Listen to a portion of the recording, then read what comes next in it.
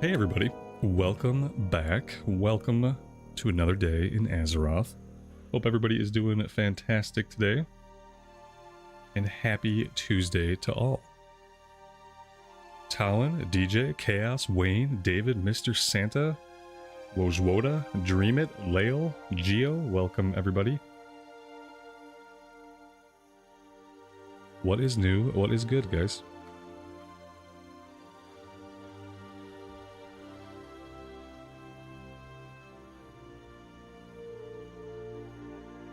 Alright, let's have a look at our inventory. It's bloated.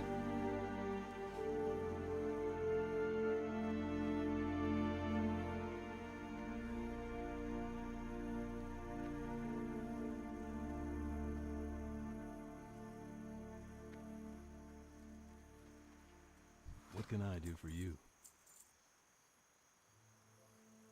We don't need the boar meat. The cheese can go. We need the gore tusk snouts, I think. Yeah, we need snouts. We need livers. So I shouldn't be selling a lot of animal parts. The eggs I don't need. The flask of oil can stay. Boar ribs can go. Ooh, and that's really it, huh? I'm gonna have to upgrade to, like, basic netherweed bags pretty soon, I think. Well, it's really just Westfall and all these collection quests. See you around. Once we're done with all these collection quests, we'll probably be in better shape.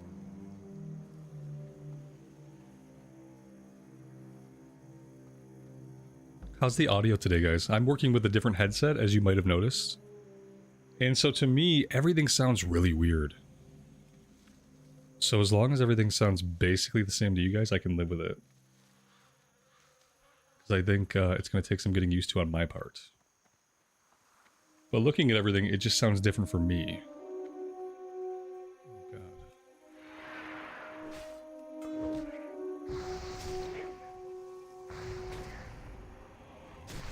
A tab for just quest items. That would be really cool. A lot of games do stuff like that. A lot of RPGs do stuff like that.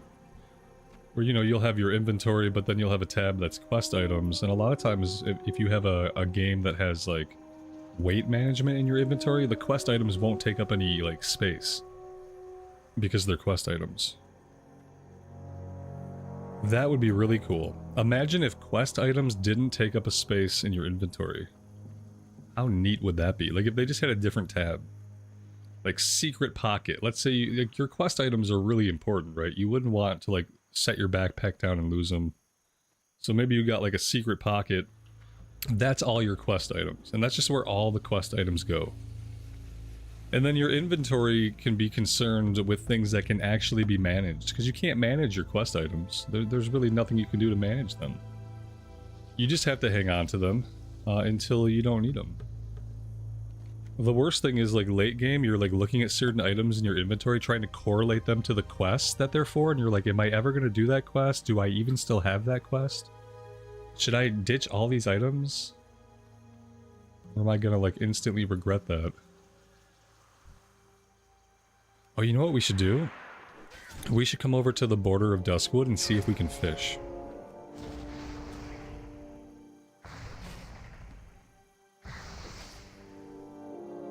David, welcome. Dave, welcome to the stream. Candlejack, good morning to you. Hey, you Wave, thanks for joining us.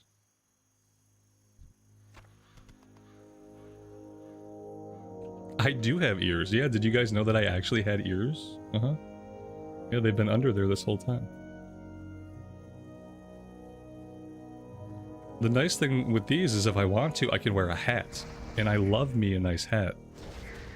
And I find that with over-the-ear headphones, like, wearing a hat looks even stupider than normally wearing a hat indoors looks.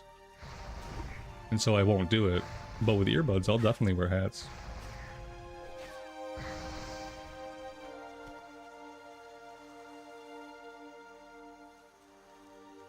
And now I match my icon. That's true, my icon does not have earbuds or headphones of any kind. Now I'm just a pair of glasses and a beard floating in space. Let's go over to our fishing pole.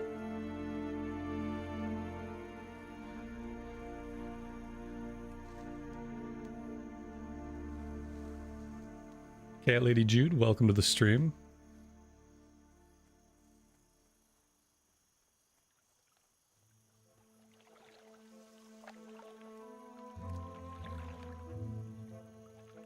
We're still considered in Westfall. I wonder if I fish from the duskwood side, if it's any different. My fish got away. Ooh. Oh, that's a good sign because that means we're pushing the edge of our skill. It's bad because I don't think oh, you know what? I do have baubles. Okay, let's do it like this.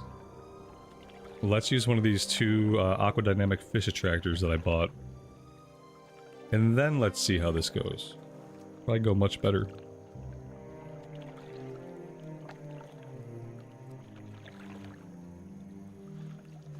If the ears are real, the ears are fake. I had them pasted on. I pasted them on just before the stream.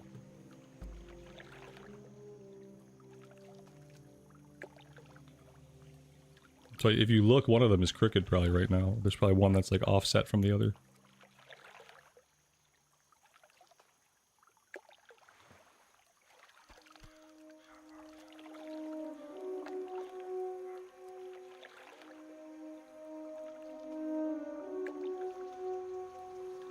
I had used my old headphones so long they were deteriorating. Like the part, whatever fabric they used to like go around the ear muff, that had basically all fallen apart. And it would like flake off and like stick to my skin and stuff. I'm like, oh, I'm sure this plastic crap is probably giving me brain cancer. Probably time to replace it.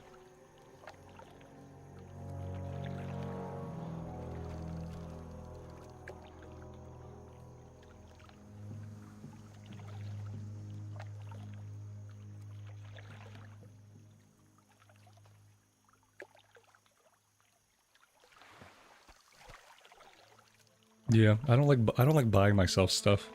Like even when I need stuff, like if I think like, oh, I need a new mouse. I've needed a new mouse for like a year and a half, and I just won't buy myself one. My wife got me these. She got them for me because I left them in the Amazon cart and we happened to be close to Father's Day. And if those two things hadn't aligned, if I hadn't left them in the cart, and it hadn't been close to Father's Day, I would probably still be using my dying headphones today.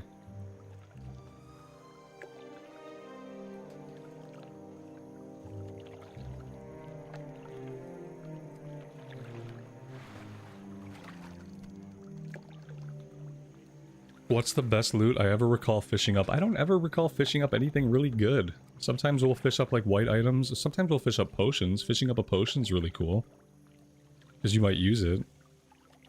But I don't know, maybe I haven't fished enough in higher level areas. I think that's what it is. Like, my fishing often peters out around, like, Stranglethorn. Once we get into Stranglethorn, and, like, this is a psychological thing that I've been, like, trying to fight against, is, like, once I get into Stranglethorn, I kind of, like, my pace accelerates. The pace at which I play, and at which I'm comfortable playing, for some reason it accelerates the further we get. So, like, I always ditch fishing as soon as we get into like one of the best fishing places in the game. I just start to focus too much on getting quests done, too much on being efficient and all that stuff. So maybe there's cool fishing loot out there that maybe we'll get it this time, because I haven't seen it yet. I've been told there's cool fishing stuff we can get, but I don't know. David, thanks so much for the super chat. I really appreciate it. It's very kind of you.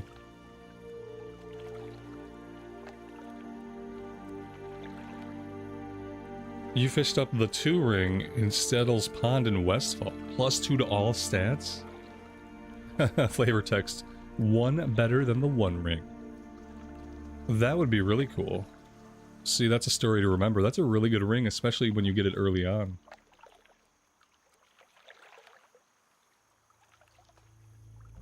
Karen, good evening to you. Thanks for joining us.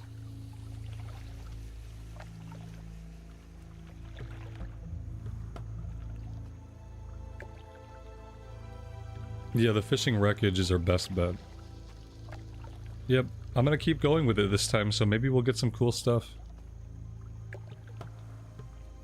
We're gonna be playing this character differently throughout the whole playthrough. So yeah.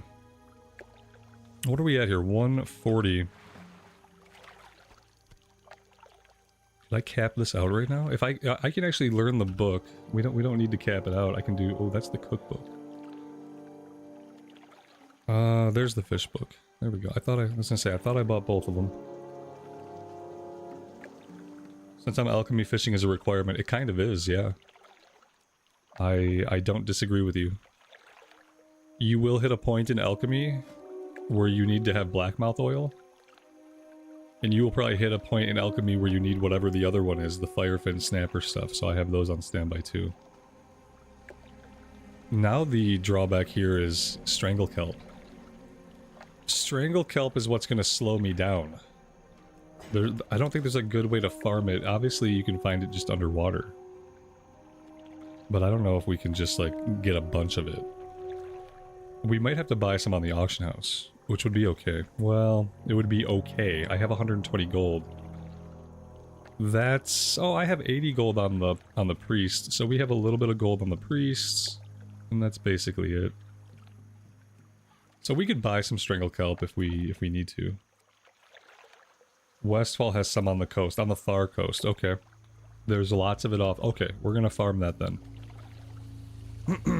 We'll head over that way when we're at a higher level, because we gotta be able to deal with some of the Murlocs over there are like level 19 and 20. But when we go over there, we'll make sure to spend some extra time there farming it. Maybe there will be some off the northern coast, like up here we can access earlier. And we're going to be heading up there soon. We'll check it out because we're going to be going up there soon to do Murloc eyes. And we'll check out what the strangle kelp situation is north of us.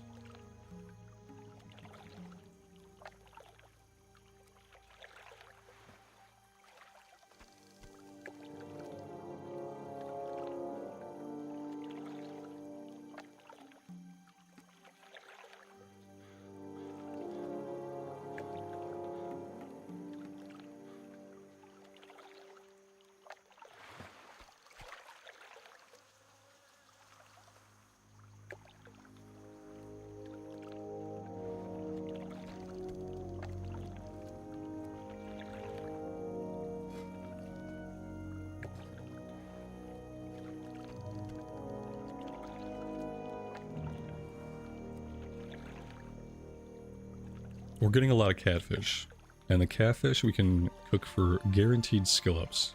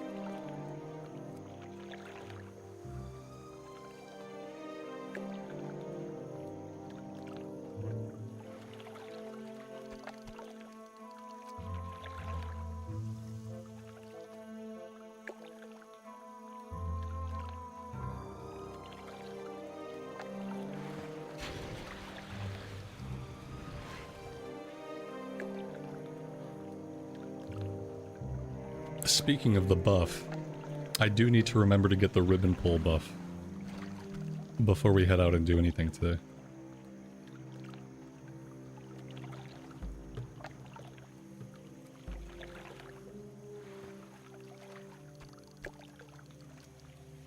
When I say little money, I just mean in the grand scope of things, like taking into account all of our mount costs that we can never manage to pay for. Like I've never gotten the faster ground mount. Flying seems like it might not ever happen until Wrath of the Lich King is out. So that's what all I mean when I say like I have little money. And I remember one time I skipped like 3 levels worth of training. And we went back and trained and I had like 120 gold, and then after training we were broke. Just so I know, like, if this number doesn't go up, if this number stays at 120 and it gravitates there for most of the playthrough, eventually I'm gonna go train and all that is gonna go away. I learned that on the hunter. Oh wait, what hunter? Yeah, that's all I mean. It's a lot for a level 15 character like to have on their own in the moment of being level 15. That's true.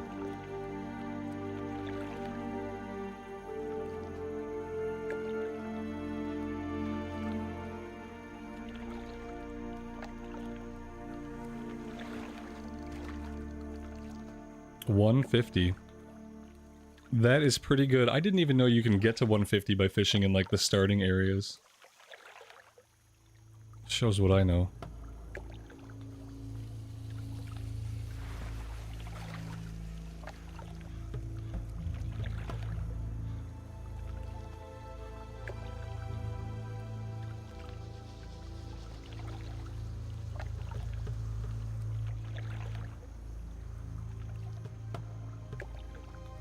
Well, there's no WoW token for Classic. Not yet, anyway.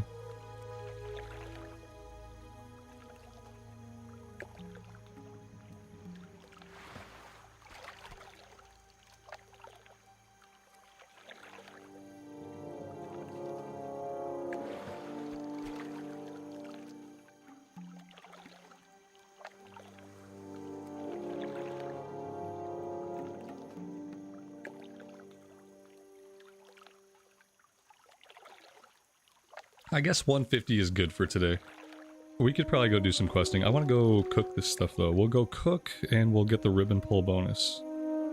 Then we're going to head up to the north and we'll go after the Murlocs. We need one more Gore Tusk liver. And that's it.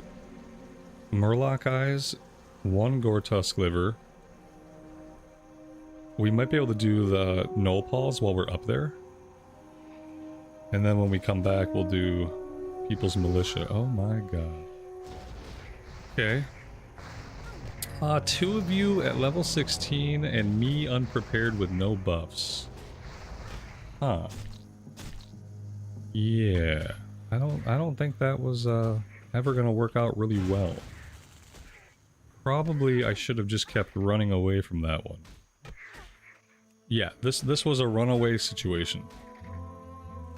This was not a turn back around and try to kill them type of fight. Go again.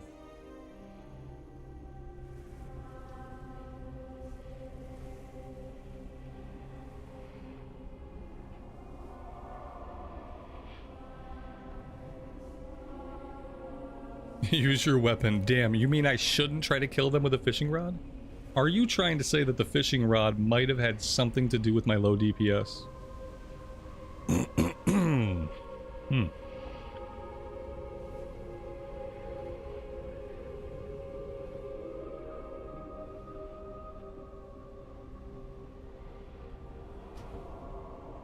We're gonna wrap that up into the unprepared part. The part where I said, obviously unprepared, so unprepared that we didn't have a weapon. That's when you know you shouldn't be stopping and fighting. What were we working with? What do we need to work with? What's the lowest skill we have that we can wear right now? Two-handed maces. Okay. Two-handed maces. Unarmed. Oh, you know what? Maces is pretty low. Maybe we want to do this. One-handed maces is only 52. Alright, let's work with this for a bit, and then in a while we'll go back to the two-handers. You never knew Lara Croft liked fishing. Yeah, we realized the other day that I have basically between the outfit and the overall look of the character that I have created, Lara Croft, which makes sense. Very recently, I played the whole Survivor trilogy, the Crystal Dynamics Tomb Raider games. Amazing games. So it makes sense that like a little bit of Lara is still inside of me. Sounded weird. Don't take it out of context, okay? Jesus.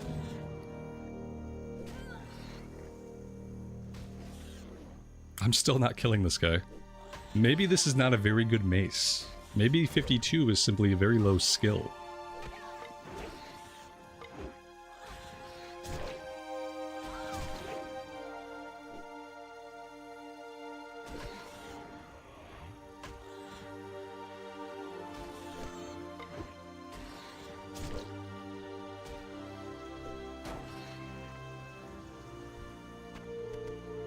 Oh, that was a little bit too close.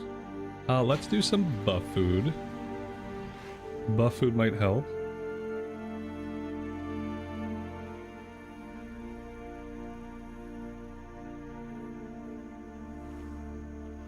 Alderfelt, I appreciate that. Thanks for being here and hanging out with us.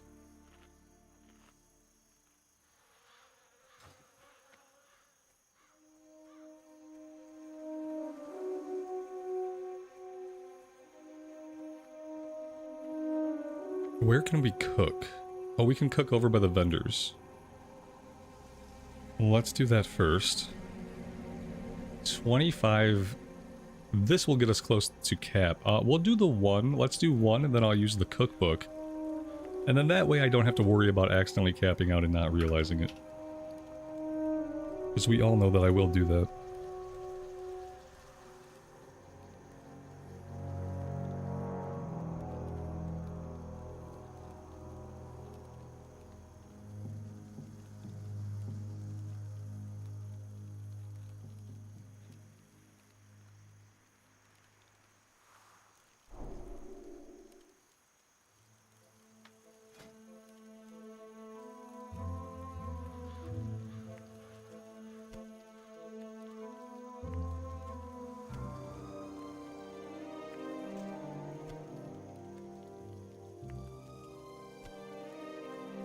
Yeah, I know, it's bad form to try to skill up a weapon on a yellow mob. I know, I do all kinds of things that are bad form. You guys know that. And it's like, if you asked me how to do it, I would tell you the right way. But when I go to do it myself, it's the whole thing of like, do as I say, not as I do. Like, I could tell you the right way to do things. And I could even do it that way, but I just tend to do it however I do it. But you all know that. But I think some people think that, like, because I'm not doing it the right way, that I don't know the right way. I think that's where a lot of my disagreements with people in chat come into play. It's like, they think that because I'm not doing it the right way, I don't know the right way. And I absolutely do. I think that happens a lot. Especially with people that just aren't around the channel as much. We don't know each other as well.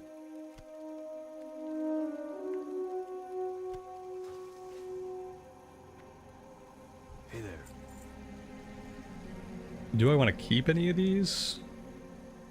Yeah. I'll keep a stack.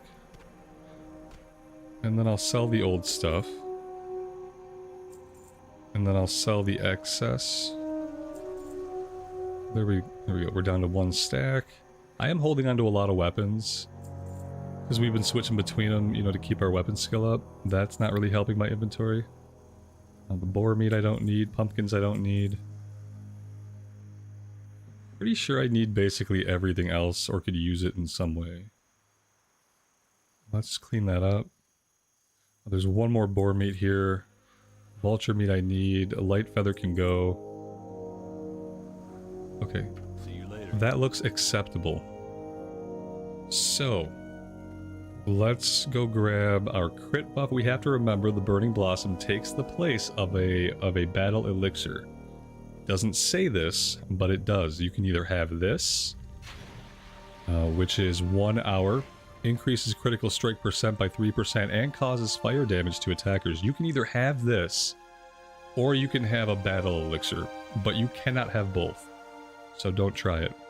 Let's do fortitude for the defensive elixir, and then we gotta spin.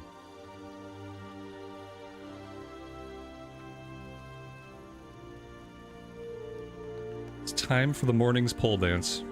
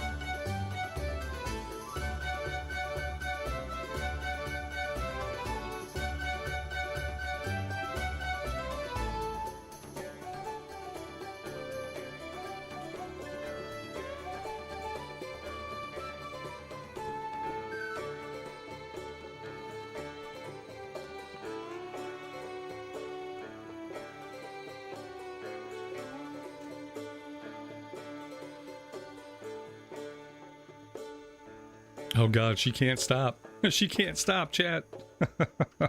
Oh no, what do we do? Ooh, I've never had it hang on to me for that long.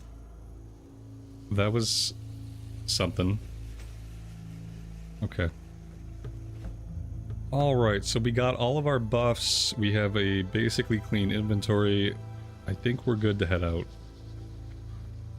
We don't have a fishing rod equipped.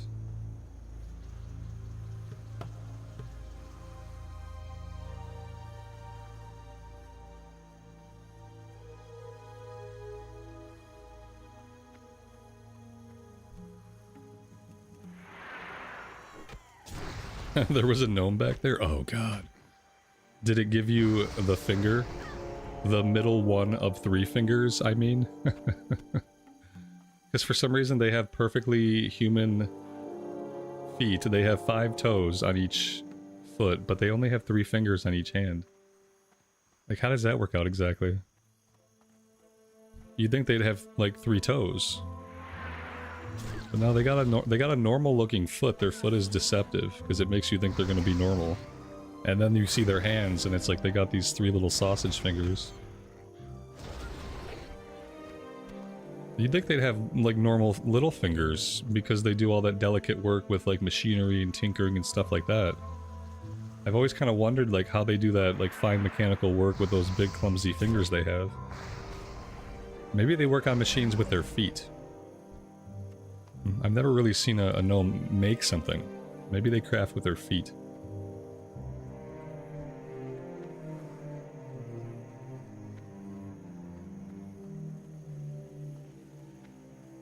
No, we can't. we must talk about it more. Just wait till I play one. I haven't decided if it's going to be a rogue or if it's going to be a warlock. But we're definitely going to do it at some point.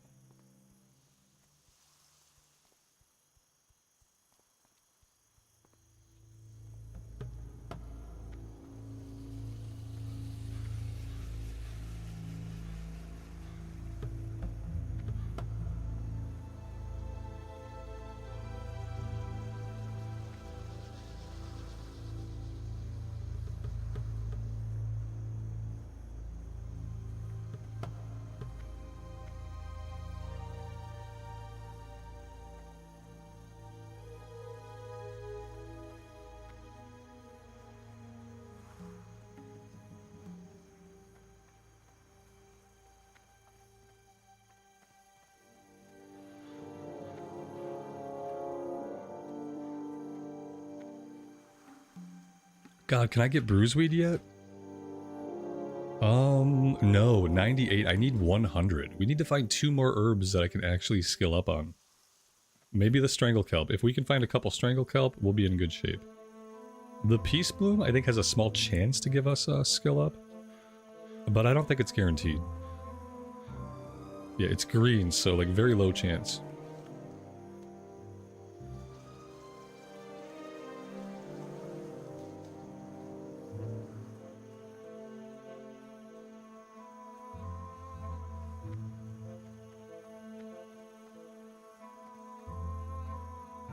Oh, that's right. Gnomes can be mages. For some reason, I always forget they can be mages. Yeah, that just kind of slipped my mind. For some reason, I was just thinking warlock. Like warlock, rogue, warrior. Because they can't be priest. They can. So they have warlock, rogue, warrior, mage. And that's it, right? I'm gonna go out into the water a little ways here. And to see if we can spot any strangle kelp nodes. Because that would be a huge boon to our alchemy right now. They're good at anything mana related. Okay, except hunters though, technically,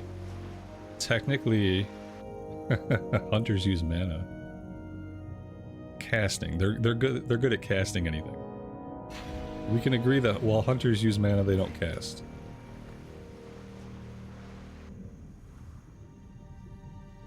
Oh yeah, that's right, they get a racial intellect too. Oh, maybe we would do a mage. A gnome mage sounds interesting. Huh, maybe that'll be the next alliance tune.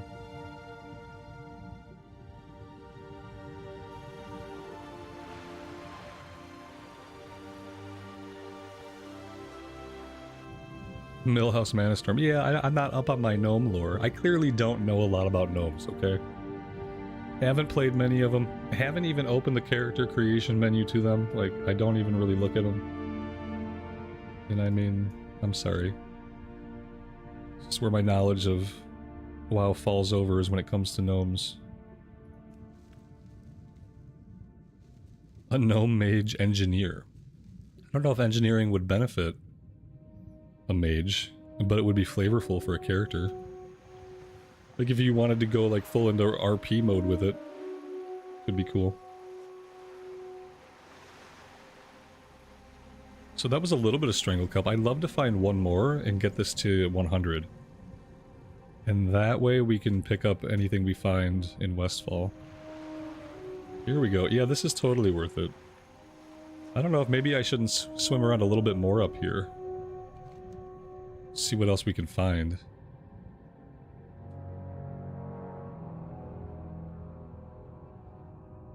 Yeah, it's interesting that they can't be a healer. Because they're descended from Titan constructs, just like dwarves and just like humans. And so you'd think they'd have a natural affinity with the light. Oh my god, can gnomes be paladins in retail? Tell me there's gnome paladins. For some reason that seems really cool.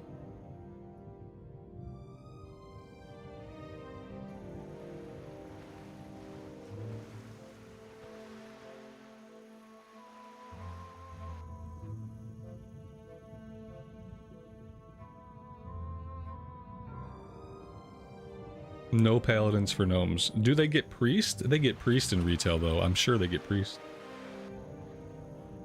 A mage engineer could throw... be an extra fire blast with the bombs. Oh, okay. That would be interesting.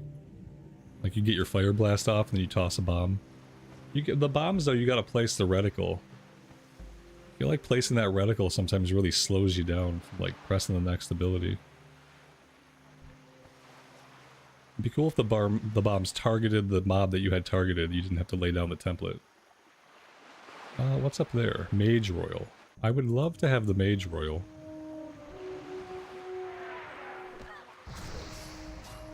So we have all of our buffs right now. We should be able to handle 2 of these guys. I'm gonna get my hamstrings in early just in case they do decide to run though. But with the buffs we should be able to do at least 2 at a time. Okay, I said 2 at a time, Oracle. Jeez. Have some respect. Oh, I could have shield bashed that if I had shield bash out, which I don't. There we go. This guy like healed up while he was out there? Did he catch a heal? Weird. I thought he was basically dead.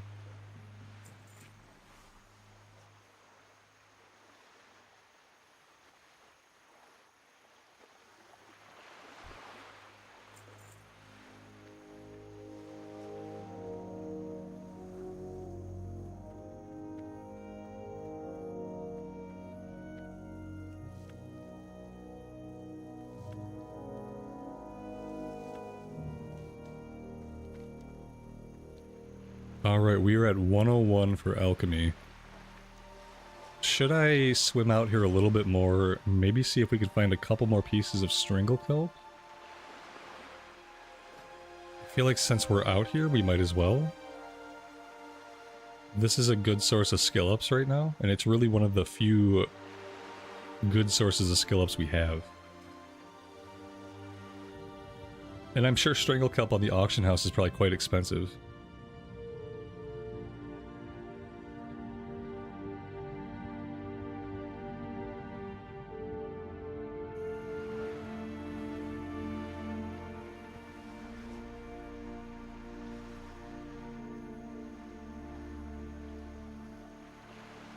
William, good morning to you and welcome to the stream.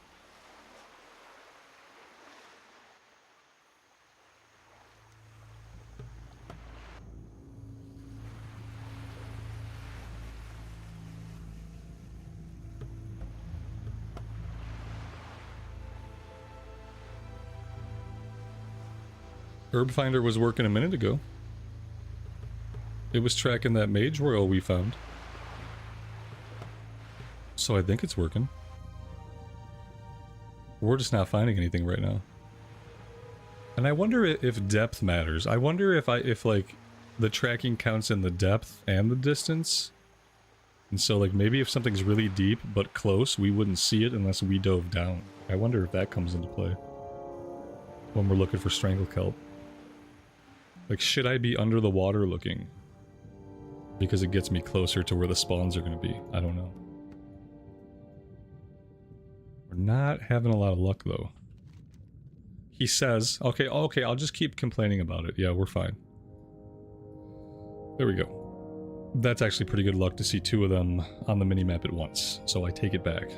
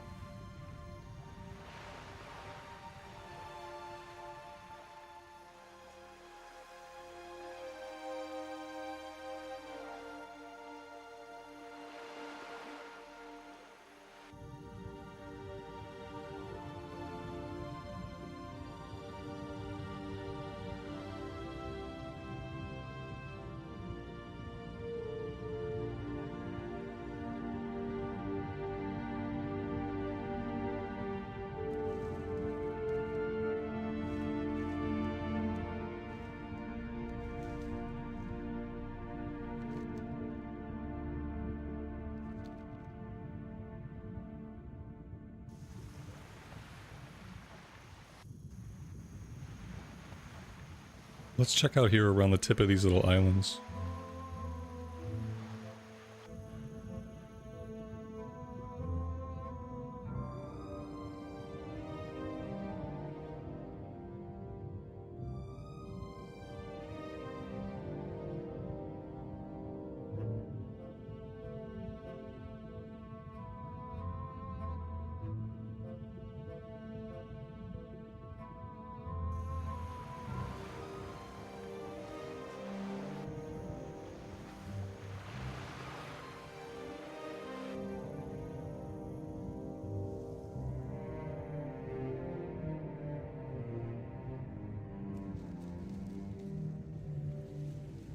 There's one more down here, but it's like, it's off this ledge in the abyss.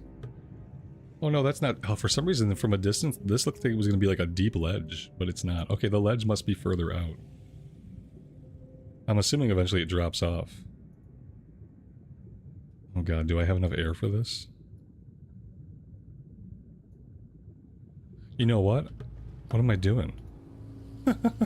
Do I have enough air for this? Says the alchemist who's picking strangle kelp. Yeah, we got air for it. Turns out we have breathing potions.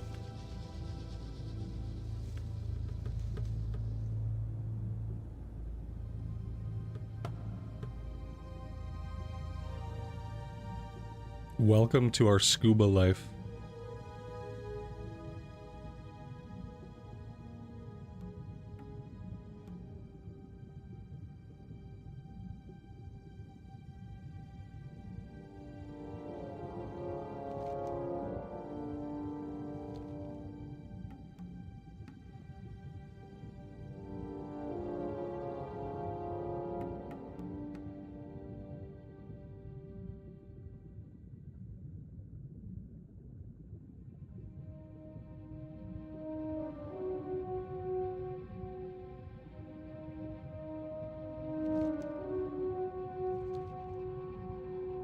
Alright, I don't want to go too far to the south. So maybe it's time to angle in and then start heading back up the coast.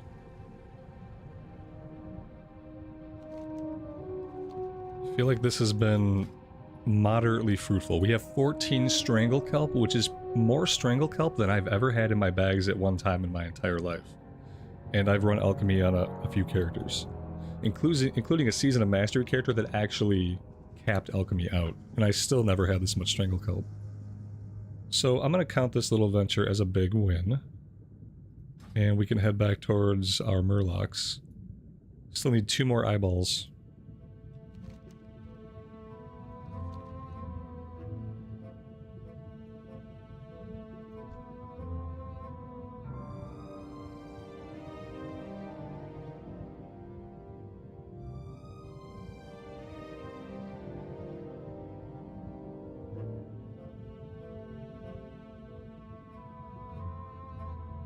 You know there's got to be something good inside that boat. What do we think is inside there? It's got to be a chest, right?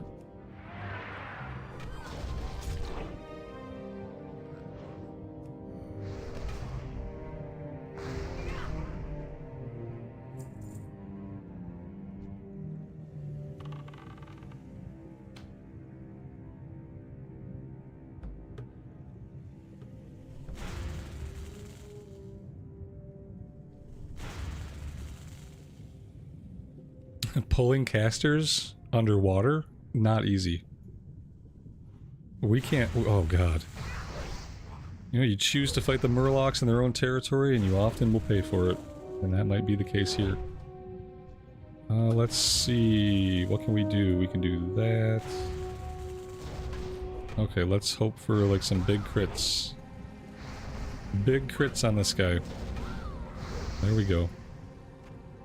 Okay, we're okay. We're gonna be fine.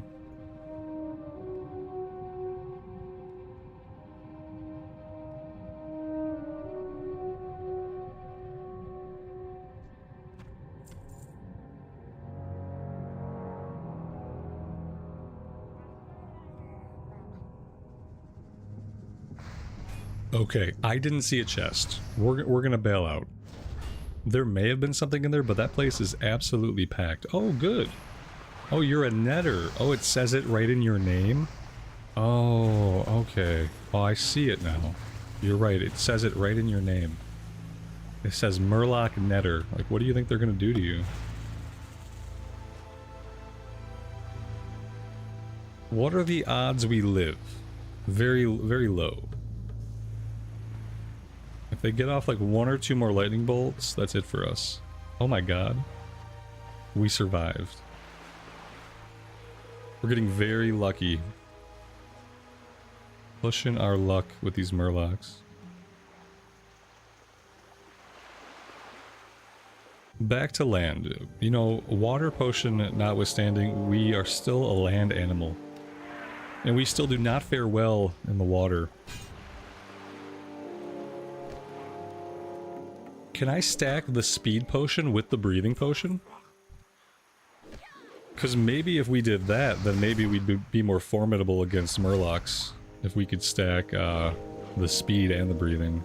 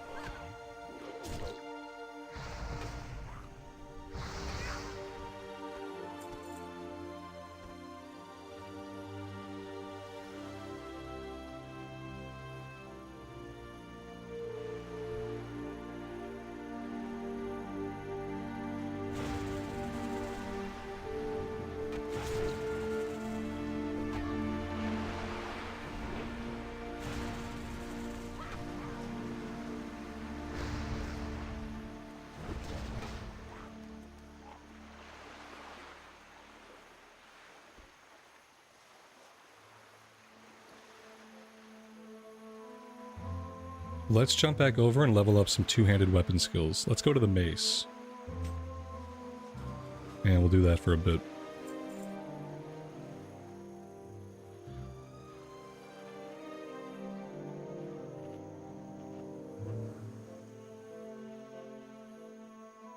JSS, I'm glad you're enjoying the warrior. And, what hunter?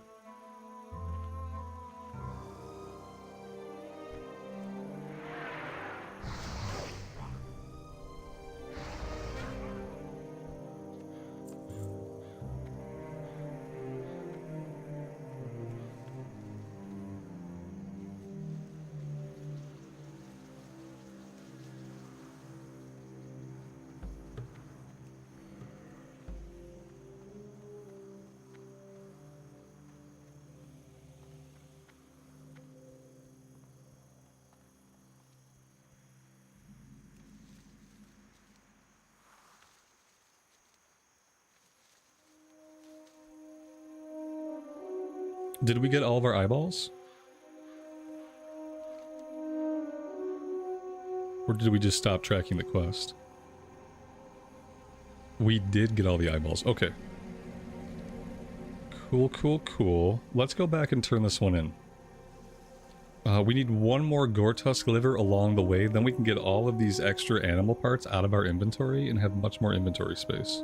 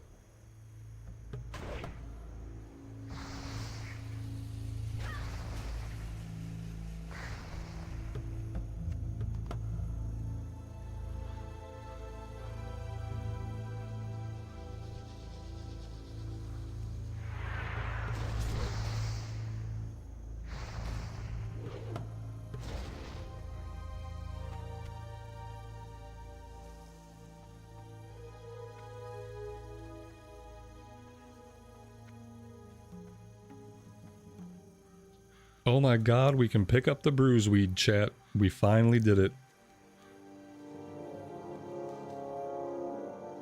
Very nice. 107 Herbalism.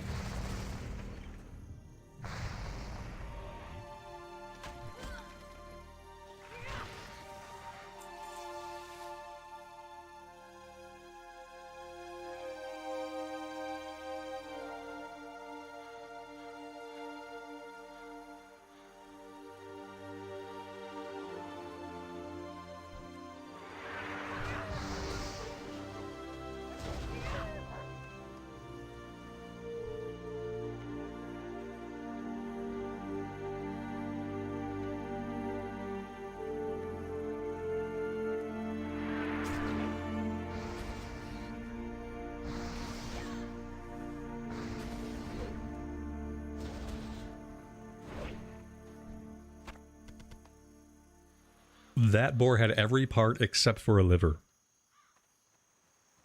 Oh, that was really rude. He's like, take a stomach and an intestine and a tooth and a tusk. No liver for you though.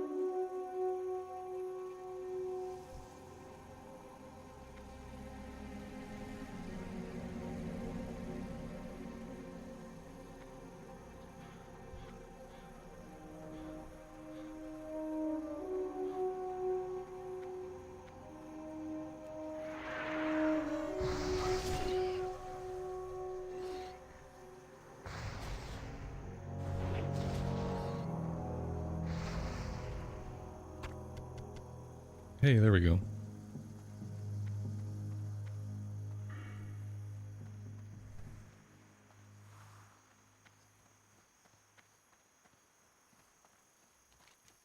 So I know we've been talking about it for the past couple days, obviously, but I did some reading. I know. I read some things on the internet. It's amazing. I did some research, and Fury's really good, but mainly Fury's really good for Outland leveling. Mainly because of the stats you're getting on gear and stuff like that. We may end up going arms for leveling to 60. I'm gonna maybe stay Fury for a while, but it doesn't look like it really benefits us to do it that way. Can I help you? Because of the sort of stats that we're gonna have prior to 60. Have a good one. See you around. That's what the reading says, you know? Farewell. That's what the knowledge Safe travels. of the accumulated WoW consciousness of players has dictated. Fury, really good in Outland with some decent gear. But arms is still kind of the thing to do for the 1 to 60 content. I love arms, and so that's not a bad thing. If it turns out to be that way, that'll be perfectly alright with me. And then if we could switch to Fury and Outland, and if that works better then, that would be a cool change of pace. But just sharing with you guys some of the research that I have done. Now, these are not my own ideas or opinions. They're just the numerical data as it exists today. We hit 16. Very nice. And so, like, for now I'm going to keep doing this. But I think we might take a respec soon. And I don't know if they changed really anything in the arms tree, or if it looks pretty much the same as it did in vanilla. Impale, deep wounds, two-handed weapon spec, mortal strike, improved mortal strike, reduces the cooldown. Okay. Increases the... I think improved mortal strike might be better, or maybe it's new. I don't remember, like, mortal strike getting better in vanilla. I remember mortal strike kind of sucking in vanilla, honestly, and I would often question whether or not I wanted to bother doing mortal strike at all. So it looks like maybe they made mortal strike a little better. So that could be really fun. Like a version of the game where mortal strike is actually really good.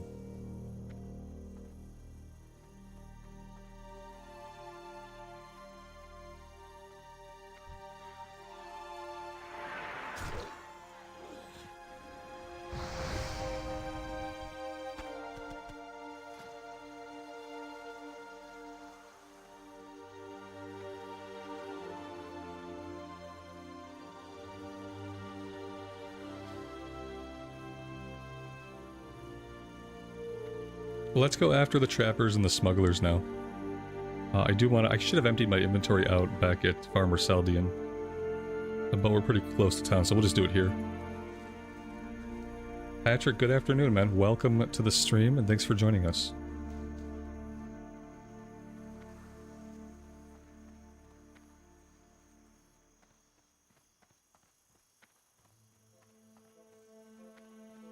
We could re-up the ribbon buff while we're here too. We're down to 32 minutes. So we might as well refresh that. What do you do if you want to be a tank for leveling? If you want to tank when you're leveling up, like low-level dungeons, and low-level dungeons is pretty much anything Zul'Farrak or below, you can do that on any spec. You can go into prot, and you can go prot if you want, and you can use a one-hander and a shield if you want. But at low level, it's equally possible to just go into the dungeon, and you can use a two-handed weapon as a warrior. You could be dual-wielding it past level 20, and you can do it dual-wielding. You can be a competent tank, kind of regardless of your loadout at low levels. Having a proper spec for tanking really only comes into play later on.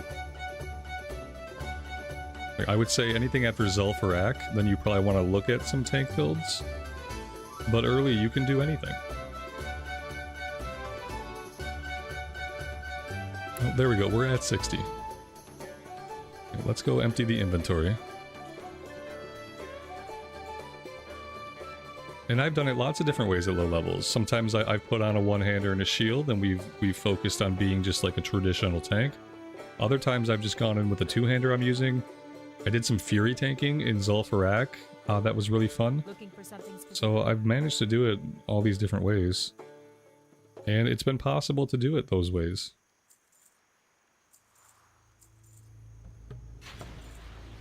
Oil we're holding on to. The extra vulture meat can go. Intestines can go. Snouts can go. I gotta open the clams. The excess Murloc eyes can go. Have a good one. Yes. I supply only the finest Yes. goods. Eggs. Boar meat we don't need. See Okay. you later. We have a couple of recipes we can learn. Got a couple of clams we can open up.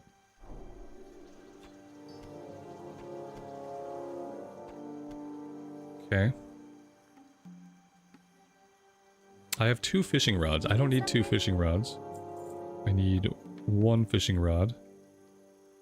It might almost be time to start venting some of these weapons. No, maybe not yet. They're still all pretty good for our level. Safe travels. So maybe not yet. Let's jump over though and let's start leveling up the axe a bit. Ooh, we need to level up some one-handed axes too. Do I have a one-handed axe? I don't. Well, that's the problem. What about two-handed axes? Okay, yeah, let's work on two-handed axes for a bit. Oh, we didn't get many skill ups in maces even.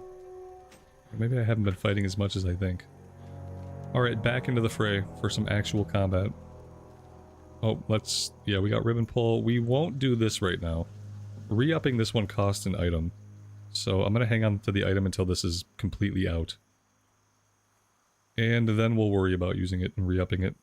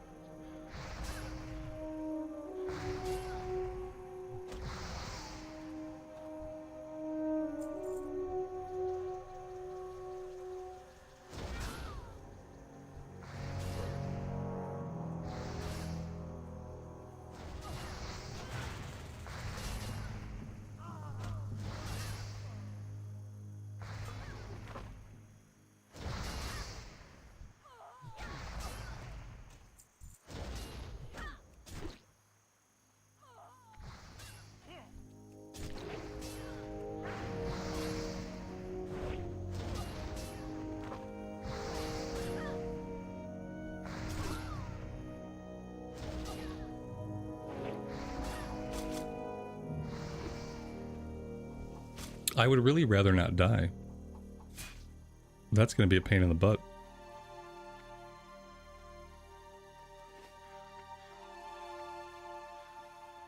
I guess I'm used to this camp being kind of farmed out.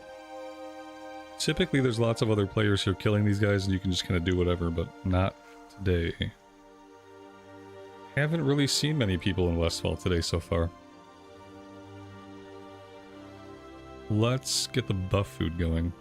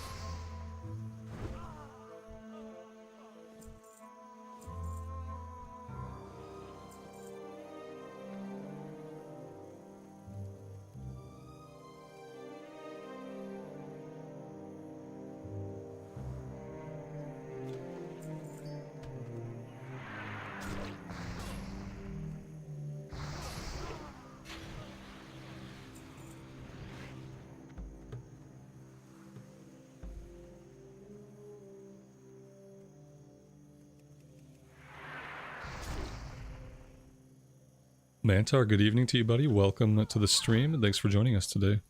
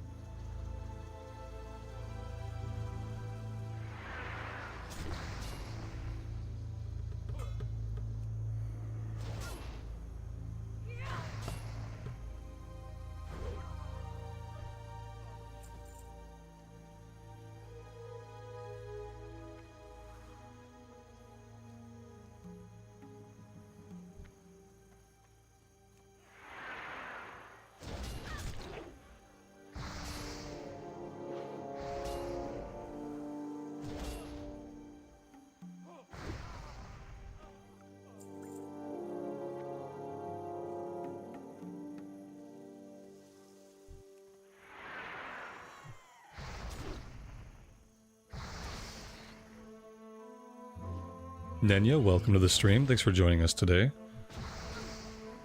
Mr. Santa, does CNET have a gnome warrior? No, I don't think so. No, I think all of his characters are humans. Yeah, I don't think I've ever really, except for the times he's tried to play Horde side, which haven't lasted long. I don't think he's played, I think they're all humans.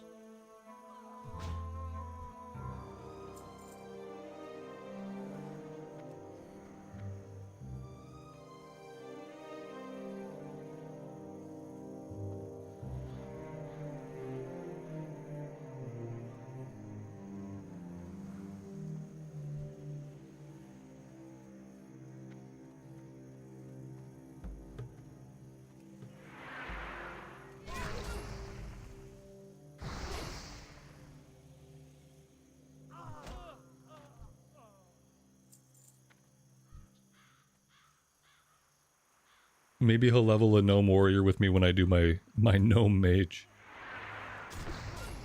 We'll see.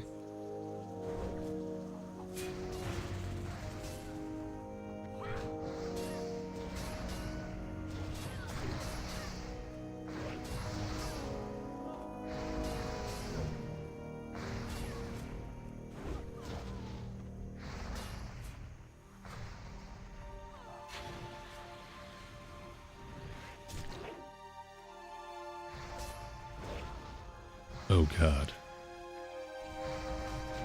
Alright, that's about the limit of what we can do at one time.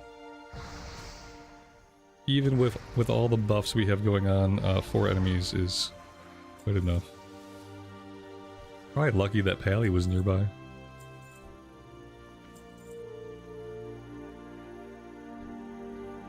Alright, what do we need? We need 5 more trappers, and a lot more bandanas, actually.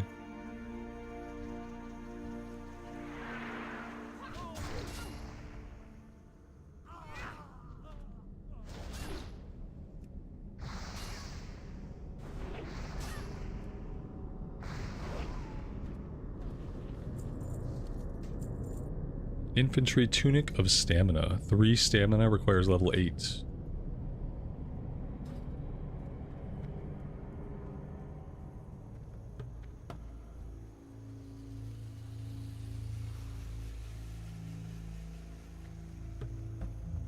Can a gnome be a healer? No, they can't, actually. They can't be healers. Like any type of healer, because they can't be priests. Which is kind of weird.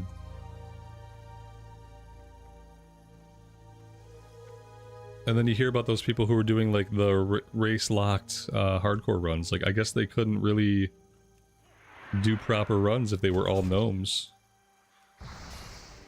You have a tank, but then everybody else is DPS. Rogue, Warlock, Mage.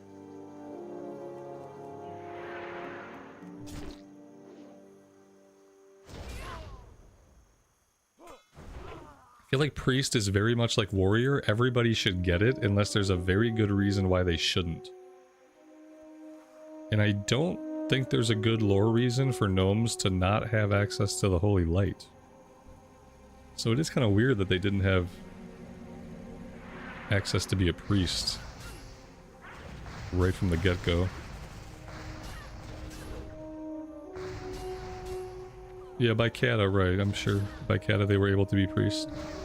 I wonder, I would be interested to hear like the developer's original lore reason why they couldn't be priests, or if it was just like a balancing thing.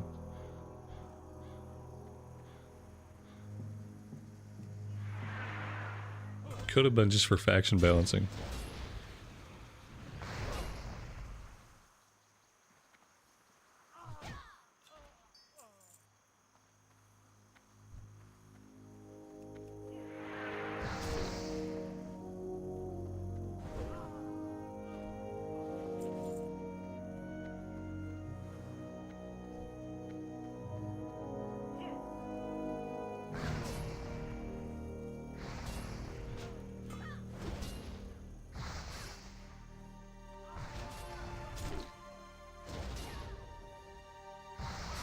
Have we talked about dead mines yet? I haven't said anything about dead mines yet. Level 16? Level 16 might be too young for dead mines. What's the loot like? If I can equip the loot, then maybe soon. But I have to be able to equip the loots.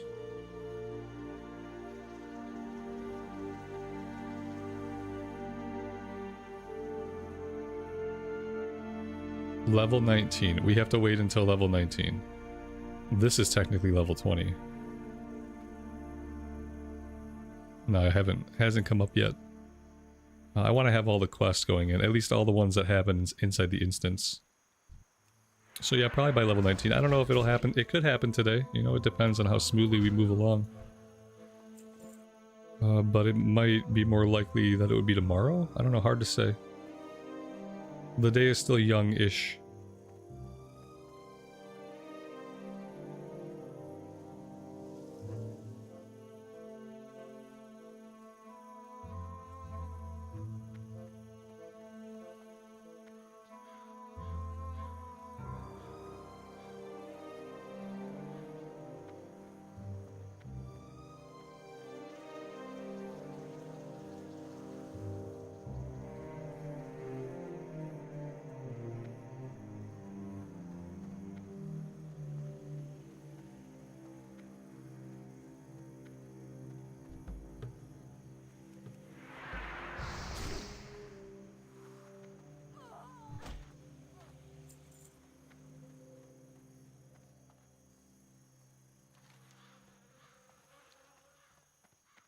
Maybe we should pay a visit to the mine. Maybe that would be a good way to get the rest of our bandanas. Unless the guys around here are spawning. Oh, here we go. Got some respawns at the Molson farm.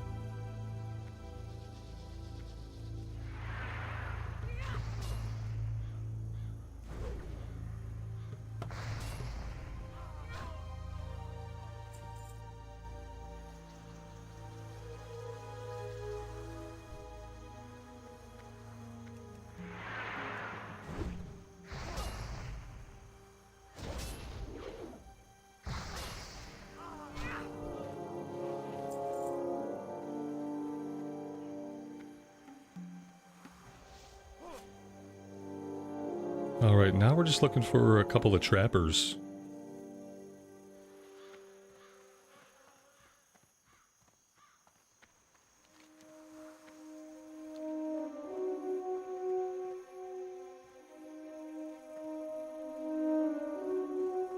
Am I going to try out a new tune on Sod? I hadn't thought to. If it was something that was really popping off and people were interested in seeing it again, then I would consider it, but I don't really know how much interest there is in my community to see it. I understand that there are some communities that streamers have that they've done their little fresh start and they're all really into it, and that's awesome for them. I just don't think if anybody here cares or not. Maybe people do care and they just don't want to speak up, I don't know. Here, let's take it to a poll.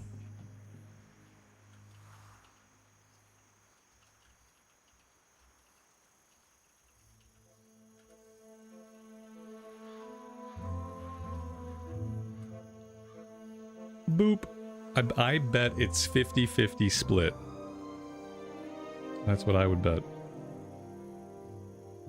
Oh wait, did it even work? Maybe that did. Oh, there we go. No, maybe that did nothing. Oh, there it is. Perfect. Just took a minute.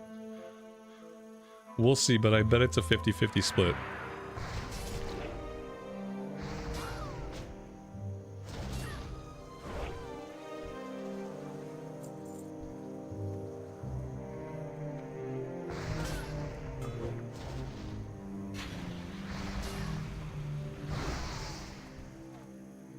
Because I feel like all this interest in Sod is very niche to the communities themselves that have created this false hype. Like, they feel the hype because they're close to it. But the people that come and hang out here, we're not close to that hype. So we don't feel any of that hype because the hype is fabricated. Fabricated hype can work quite well. It just means that it doesn't really apply to everybody.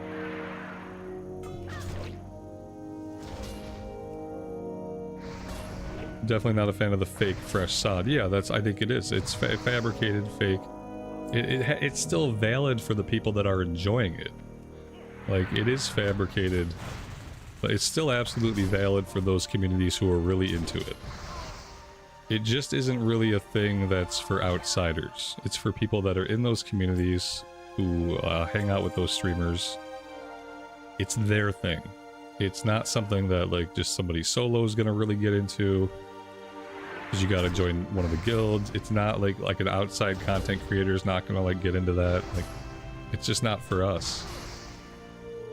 And it's like, unless there was a big general interest, like unless like a big general population of players went back to play, and then there's not really gonna be a lot of interest.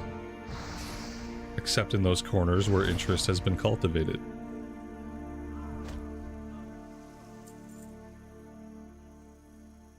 Yeah, and they want you to take off the experience buff. Yeah, I don't... That's the last thing I would want.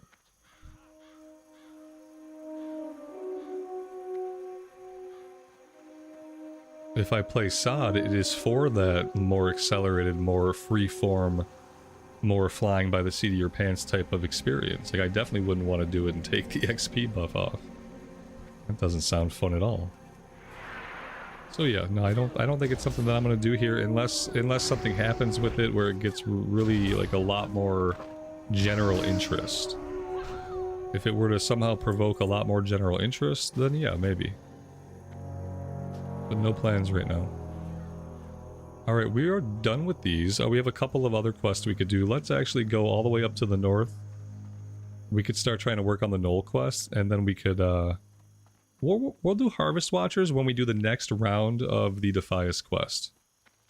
Because we'll be in an area with a lot of both, and we'll just kind of bounce between one objective and the other. So we'll leave that one alone for now, but we could probably go get the Knoll Paws up here.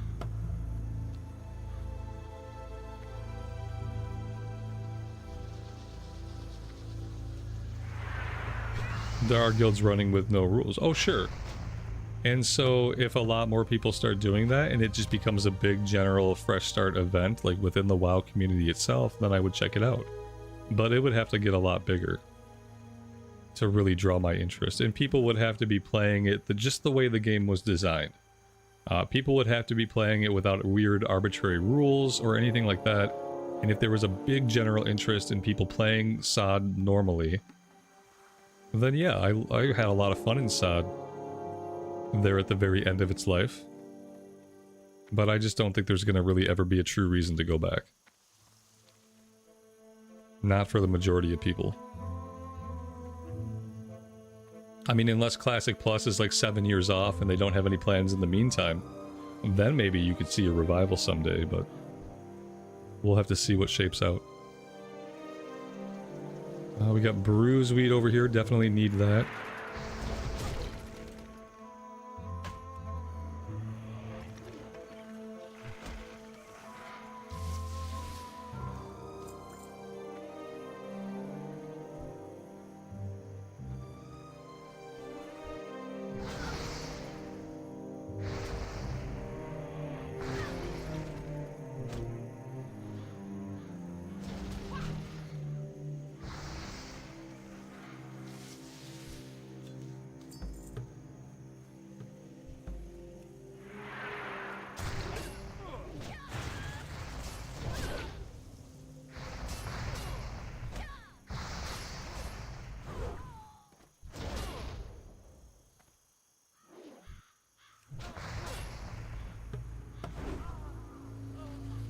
Yeah, and for me, the biggest worry is grouping rules, right?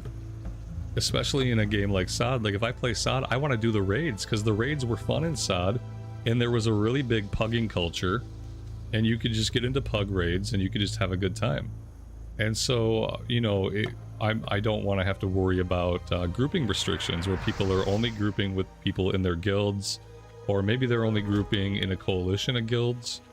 I don't want to have to even think about that. I would just want to play the game normally.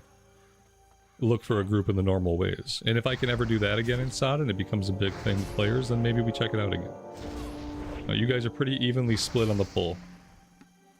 I'm gonna let that sit there, and you, like I said though, you guys are pretty evenly split. You guys are usually pretty like an evenly split crowd of people, which I appreciate. So we're at about 50-50 on the poll. Some people are interested, some people are not. I bet a lot of people could take it or leave it. You know, I bet a lot of people could take it or leave it. Like, oh, if you play some SOD, sure, that's fine. If not, who cares? I think a lot of people probably fall into that camp. Like, sure, if I played some SOD, they would watch. If I don't play SOD, they're fine with that too.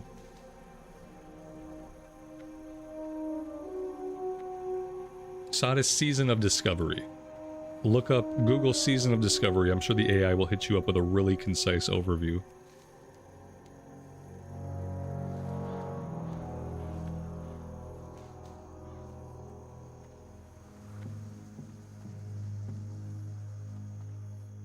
Stealing my herbs? How dare you?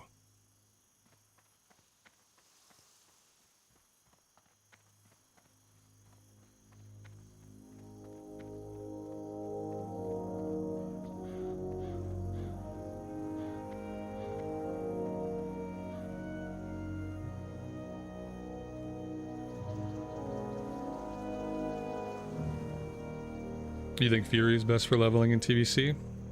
I think American cheese is best on a grilled cheese.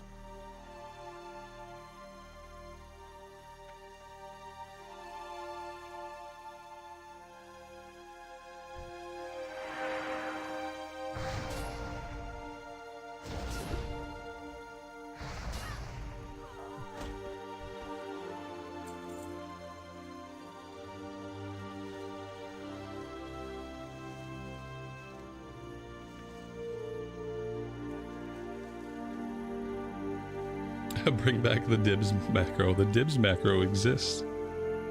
I would simply have to pull it out. I don't know if I'm ready. With great power comes great responsibility.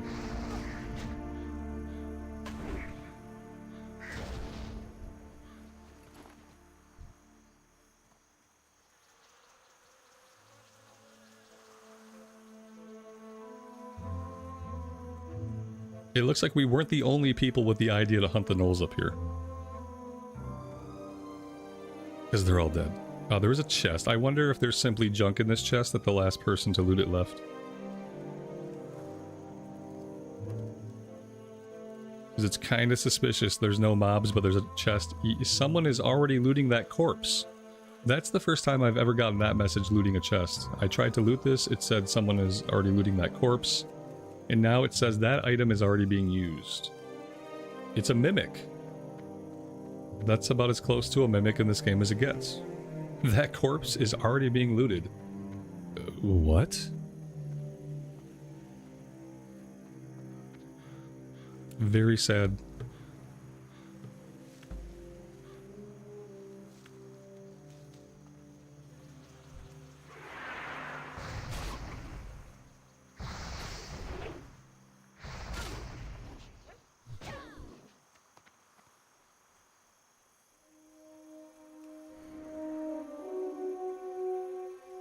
So it looks like Peace Bloom and Silverleaf are gray. They're gray, and I don't think we're going to need them for skill ups going forward. So, are we good with just not looting Silverleaf? Do we just not want to pick it up when we see it? Do we think there's any value? Like, what's the value of a stack of Silverleaf on the auction house? I bet it's not much more than it vendors for. And I wonder, do we keep picking them up, or do we save the space in our inventory for herbs that we can actually use?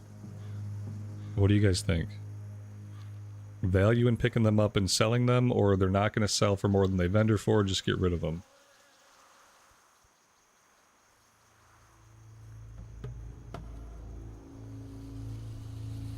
I could see it either way. But one way is going to be more painful on our inventory.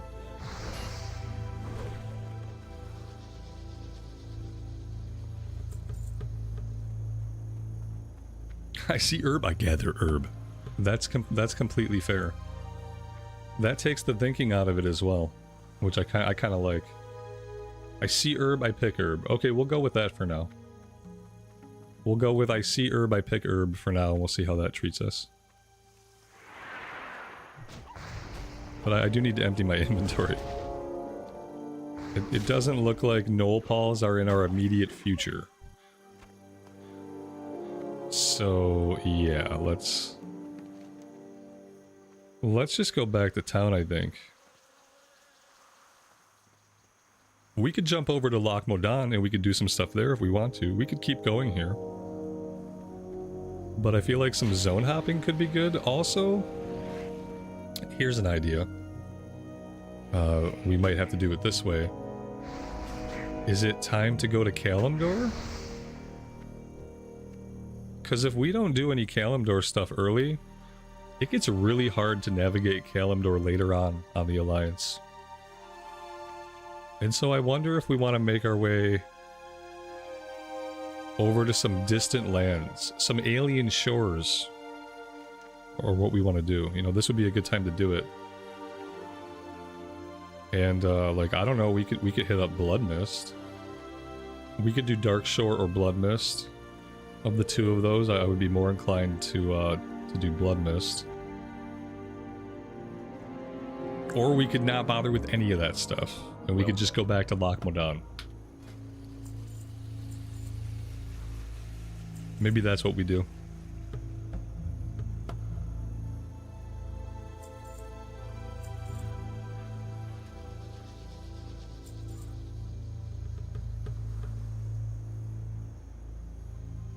Coyote meat is good for cooking, is it? I don't think I even have a coyote meat recipe. I'm at 149, almost 150. Oh, coyote steak. It's buff food. We have some buff food. Yeah, I think we're past it though for skill ups.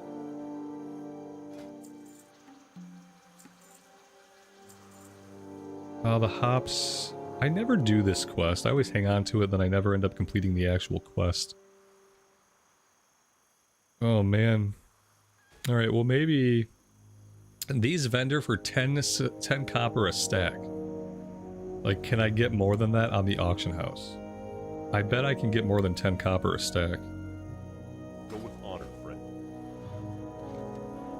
I bet we can.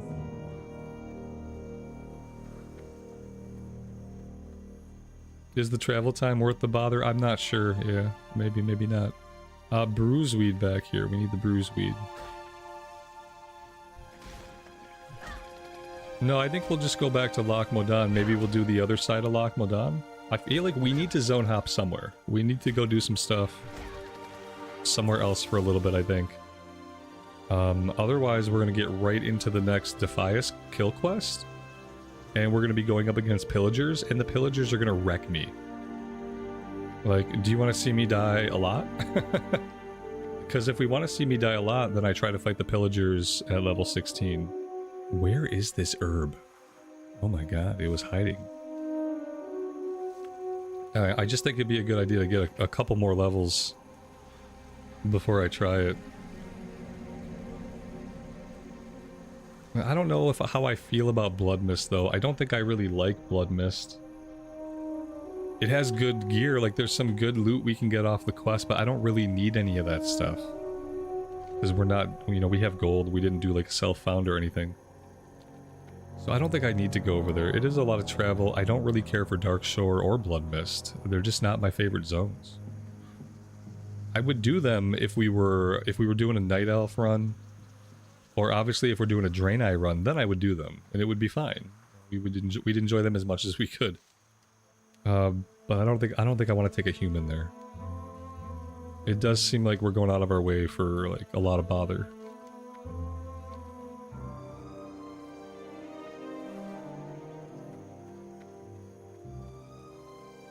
I think we'll go back to the lock. We're gonna go to Stormwind first. Oh my god. And we're gonna do a couple things in Stormwind. Including train. I think we need to train some stuff. Heroic Strike 3, Mocking Blow, and Shield Block. Yeah, okay. So we'll do some warrior training. We'll visit the auction house. As far as skills go, we could probably visit an alchemy trainer. But there is an alchemy trainer in Thelsamar, in Loch Modan, so we're not in a rush to do that, actually. Herbalism is good, cooking is good, first aid really needs a bit of attention. So at some point today I'm going to have to let this run. We should do this and then we should see if we can get wool from Stormwind. Yeah, let's see if this will get us to 80. I think 80 is what we have to get to train wool.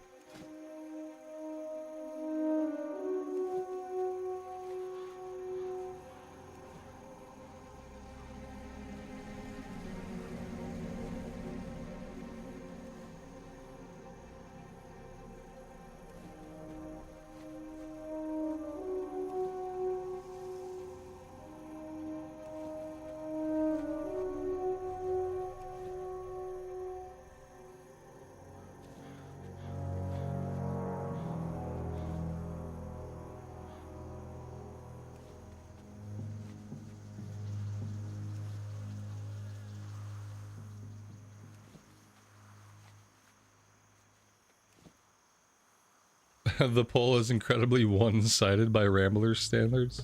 Yeah, you know, it kind of is, but I still feel like it falls within a margin of error that balances out to be about 50%, especially because I don't have an I don't care option. If I had an I don't care option, I actually feel like the I don't cares would probably out-percentage every other choice. Because I don't think a lot of people would mind. But not minding doesn't mean you're, like, interested. And the thing is, like, when we play Classic, we grow our community. Because we find people that love the game like we do, and people find us. If I'm playing Season of Discovery, Greetings. like, I don't know how much interest that's going to be to people. And I don't know if we're going to find more people for our community if we're playing Season of Discovery. For the Alliance. That's a consideration I have to make as well. You guys may not care. The 100 of you or 50 of you that voted, the 52 of you who voted, you know, like, what can I do for you? You guys may or may not care what I play. It's really hard to say. Yeah, we're as clean as we get until we hit the auction house and get rid of some of this stuff.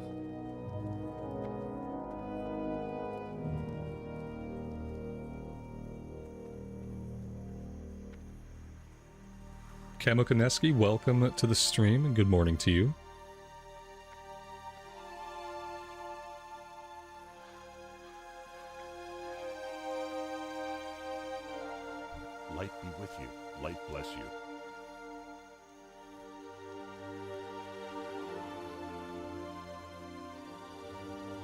Careful.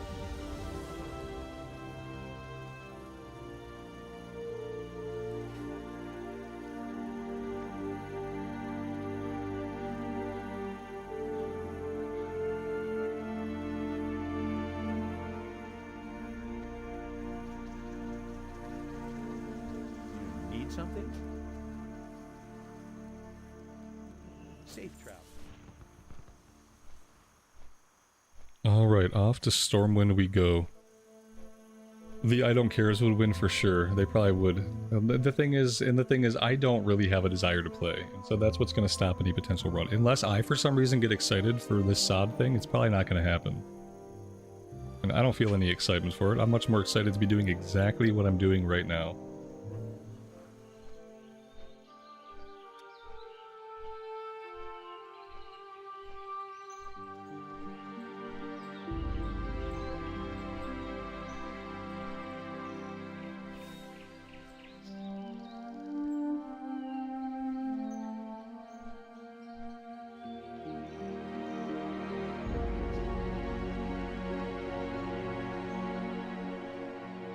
The new poll, I do care versus I don't care. That could get really existential really fast. Yeah. Like I don't know if I'm ready to find out the amount of like cares to don't cares in the chat. What about the people that don't even bother voting? Do we just put them in the group of people that don't care? Like what group, if I have 151 of you here and only 60 of you have voted, then what about those 100 people? I guess they go into the do not care bucket. So then we have to add them in after the fact. Because they couldn't be bothered, you know? Which is fine, but we still have to account for them in some way. That's a huge gap in the data.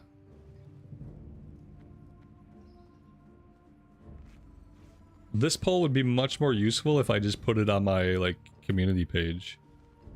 And that way more people would actually see it and interact with it. That's where the poll might be more useful. But I don't even think I care enough to test the waters in that way, because I really don't feel any excitement for it. I played the most exciting thing I wanted to play. I got to play my melee hunter. It was freaking amazing. I got to do a bunch of raids with people that were fun to play with, and they weren't a-holes. And I had a great time. And like, am I going to have that good of a time again? No, I'm not. Because it's not going to be the same people, the same character, the same point in time in my life. Like, I'm not going to have that good time again. You know? And so why try to replicate it? Okay. So, yeah, they sell for 10 copper a stack. Or, I could put them on the auction house for a bit more. I got to find the price of a stack. Come on. We can get there.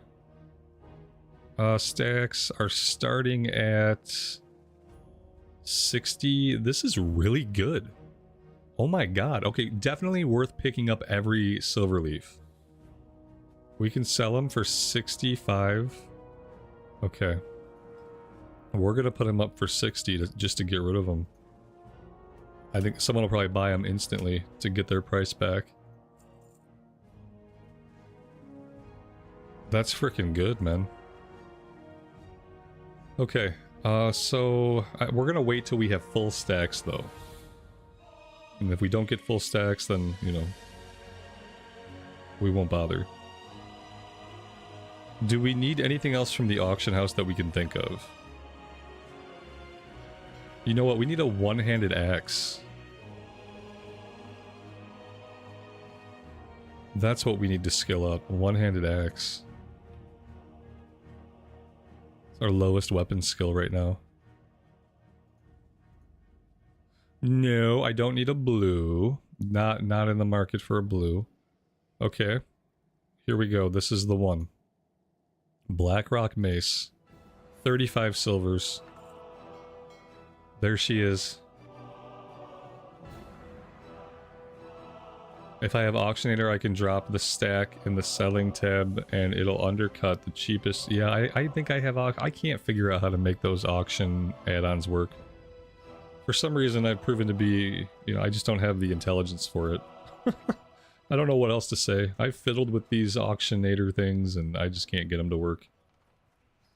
I know everybody else enjoys them. I finally figured out how to work the retail auction house when they put it into Cataclysm. And I actually ended up really enjoying the retail auction house once I figured out how to work it. And it was really useful in Kata when I was selling stuff. And I kind of wish I would just get that. I could learn to use the retail auction house again. But for some reason I can't figure out how to use Auctionator. It's just no part of it intuitively clicks with me. Did I not get... I got a mace and not an axe? Oh my god. Just forget about it. I'm a lost cause, guys. I was on the axe tab, I swear I was. I mean, I read mace out loud, but a part of me still thought I was on the axe tab. I was on the axe tab. I thought I was. We'll try again when we get to Ironforge. I'm gonna jump on a flight. I'm gonna refill my coffee because obviously I need it. So let me go do that. Yeah, so I'll take a little break and I'll be back. But we'll stop in Ironforge then, and we'll get the axe. And then we'll jump over to Thelsmar. That's the plan.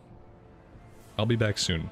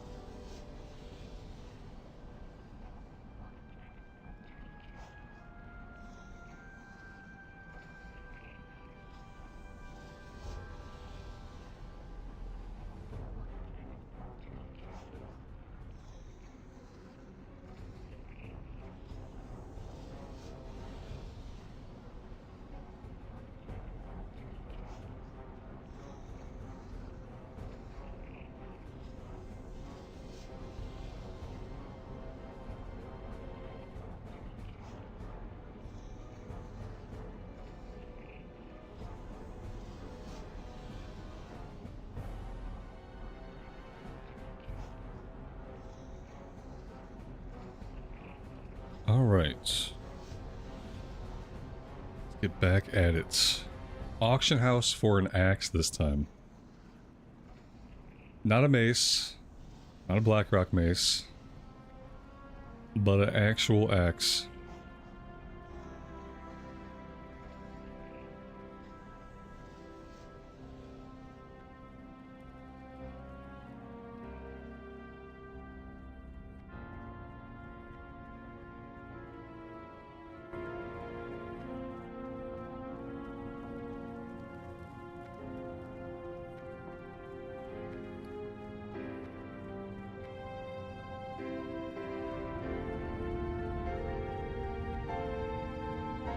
I mean, we will get to use the one-handed mace.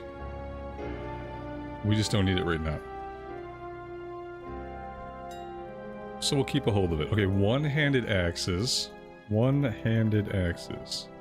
Click. Okay. Axe of agility. Axe of power. Let's do axe of power.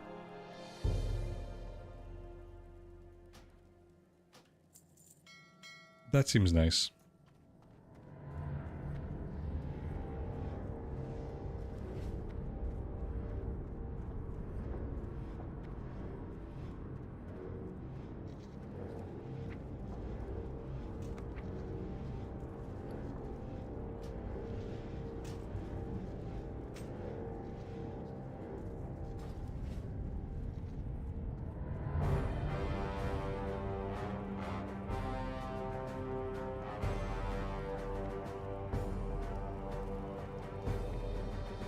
We need warrior skills. Warrior skills and first aid. All the stuff that I just didn't do in Stormwind.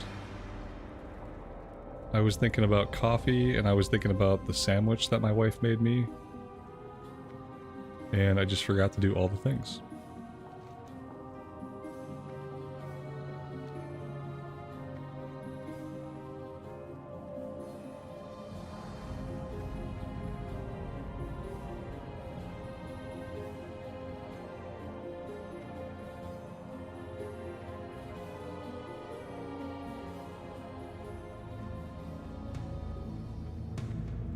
Here there. Heroic Strike 3. Mocking Blow I'll probably never use. Shield Block. Okay. Yeah, I don't really know what the use case is for Mocking Blow. As it requires you to be in battle stance, I think? I mean, maybe if you are in battle stance anyway, like maybe you can just tank in battle stance, I don't know. But then I think it also has a long cooldown. So it's not like you can spam it in any real way.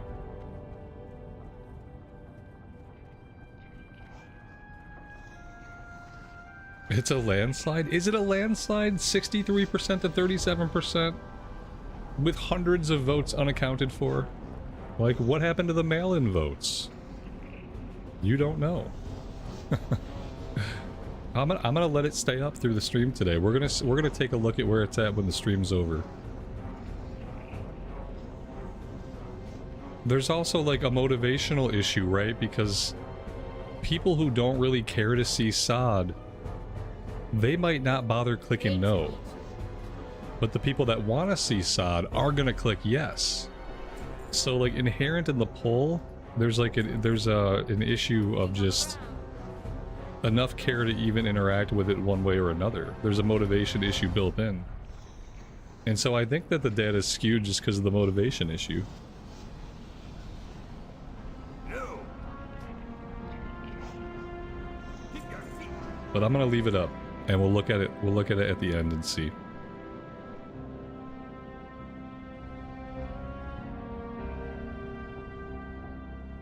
I don't even know what I would do in sod. Like, I haven't thought about it because I haven't really had any interest. I can't even think of it. Oh, I would try this class or that class. I don't even know.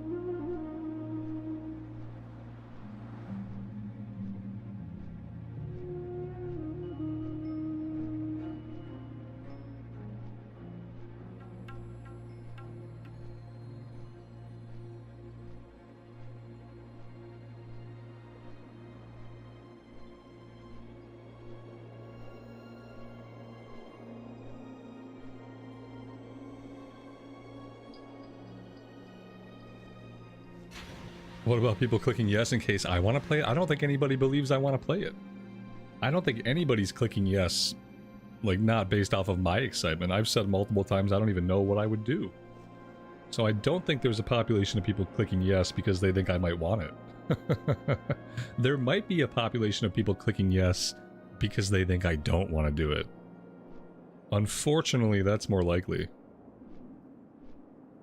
You know, like, can we trick him into playing an episode of SOD? Can we get him into SOD for a day if we all just click yes? Will that work? Like, I feel like there's a population of people that might want to see if that little experiment works. I don't, it's hard to say, you know?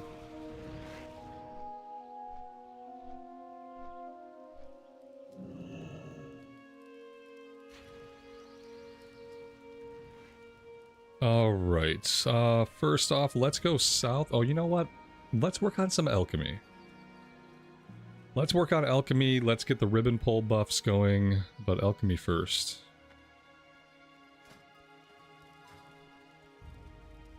There's an alchemy trainer over here.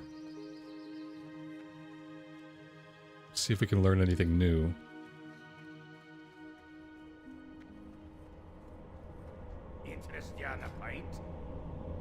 There's the swim speed potion. Watch your back. That's all he has.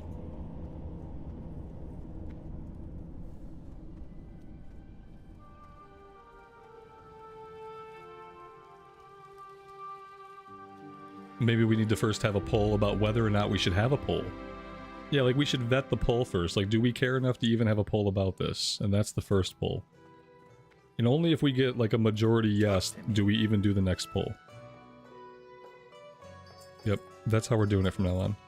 Let's sell the old mace. Let's sell the cloak we're not going to use. The snouts can go. The livers can go. The clam meat... Oops. The clam meat I don't think I need. Crawler meat... No, boiled clams was old. We don't need to hang on to those. The linen bandages can go. I'm not gonna have more than one stack of these at a time. I probably should have checked the price on the auction house for the small lustrous pearl. That would have been smart. I'm gonna vendor it. Probably regret that later. Okay. Off with you.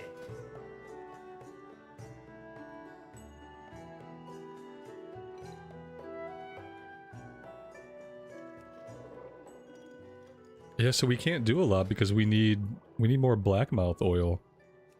And for that we need more oily blackmouth. And we just we haven't been fishing anywhere where we've been getting any. I did have like an original handful that I sent myself. We were given a couple, but now we're out.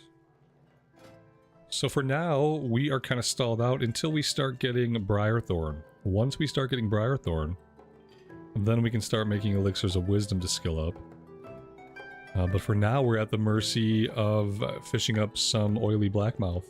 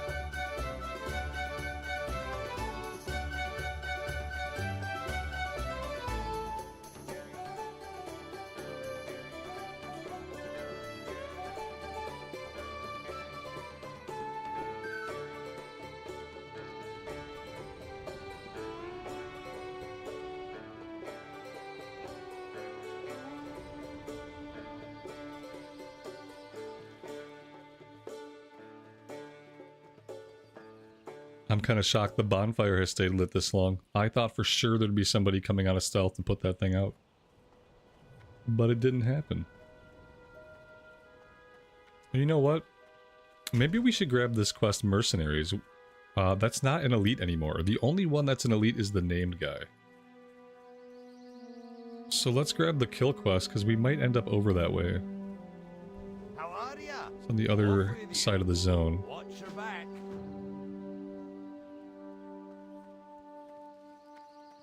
But for now, we're going to head south. We're going to work on In Defense of the King's Lands first.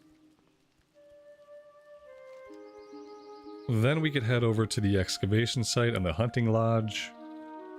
And we can maybe we could circle the zone that way.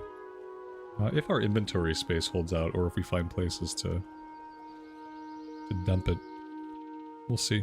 But we might be able to do like a whole circular route of the zone.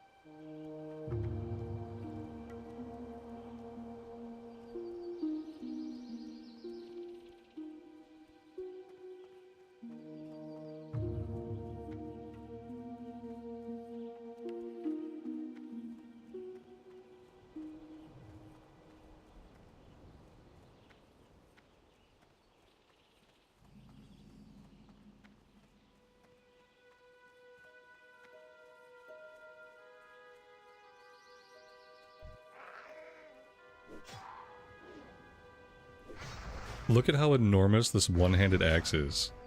Like, what is going on with this axe? That's crazy.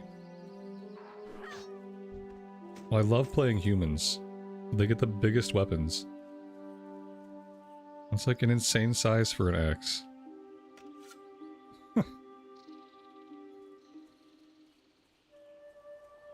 We said we'd keep chasing these herbs. The silver leaf sells for a little bit.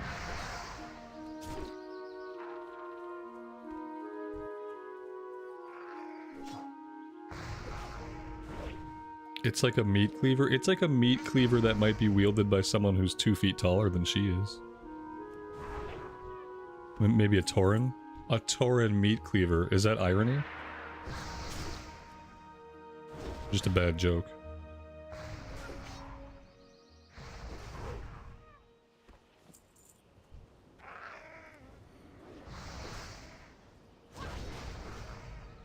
Kyle, welcome to the stream, man. Thanks for joining us today.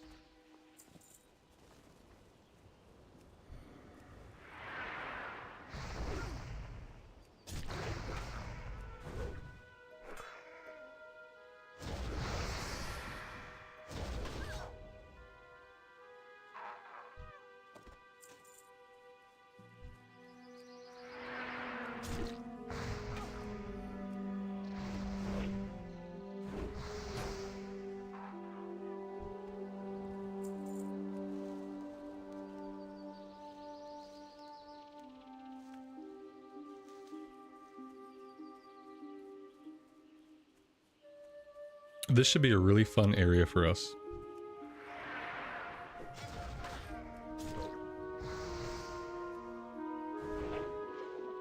Hamstring is going to be a requirement. But even with that, these guys are packed pretty close together. Let's start over this way.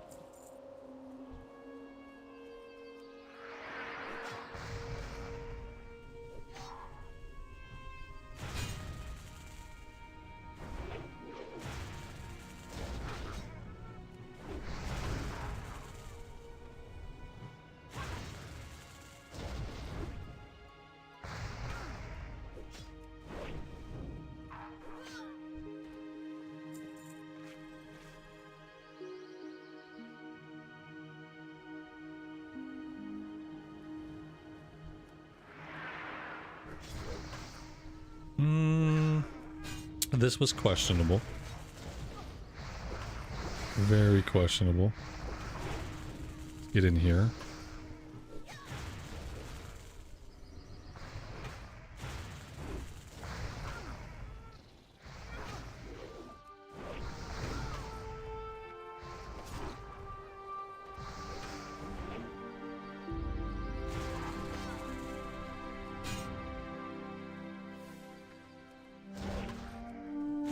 Let's keep backing up. We need to pull that other guy out.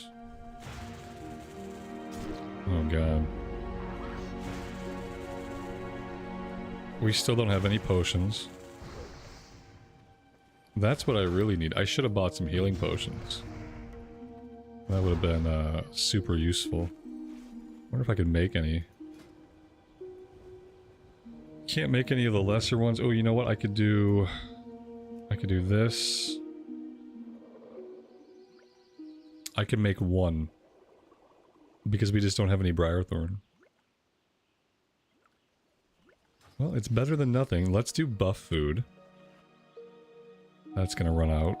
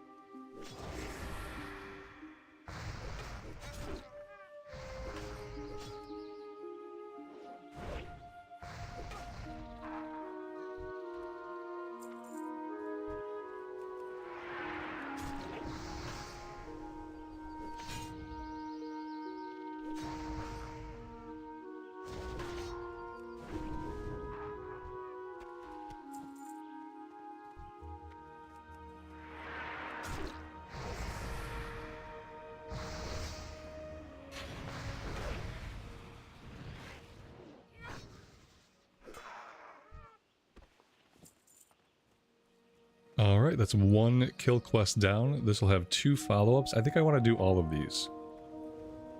So there will be one more kill quest, and then the final quest for the name guys. I think we can do it all while we're here. Then we don't have to worry about coming back. Then we can head out to the east. And continue our counterclockwise circuit of the zone.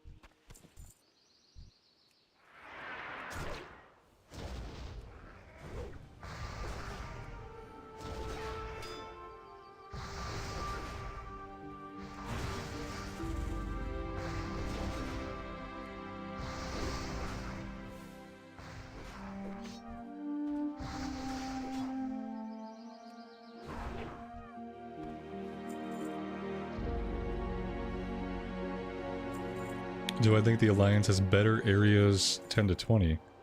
It's all perspective based, and it depends on what do you mean by better. Some people will say yes. You know, it depends on what aesthetic you like.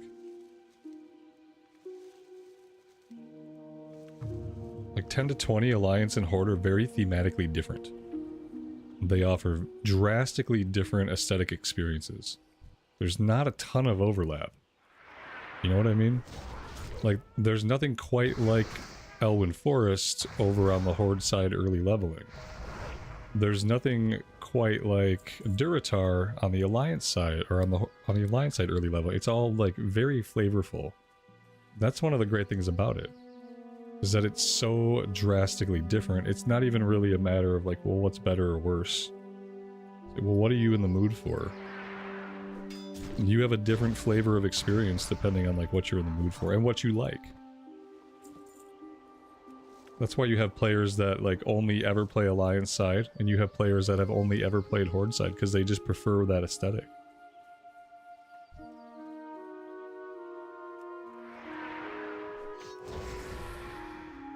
Yeah, my opinion changes. You know, I have a lot of fun on both sides. So I don't really have the opinion that one is necessarily better than the other. There are technical things about Horde questing and Alliance questing that you can compare. You know, it's easy enough to see like Horde side has better travel options. But technical things like travel options, like that's not really gonna... It's not gonna be the deal breaker in how much you enjoy a zone necessarily, or a set of zones. I'm lucky that I'm a person that can enjoy Horde and Alliance. I just consider myself very lucky. Because otherwise I'd be missing out on half the game.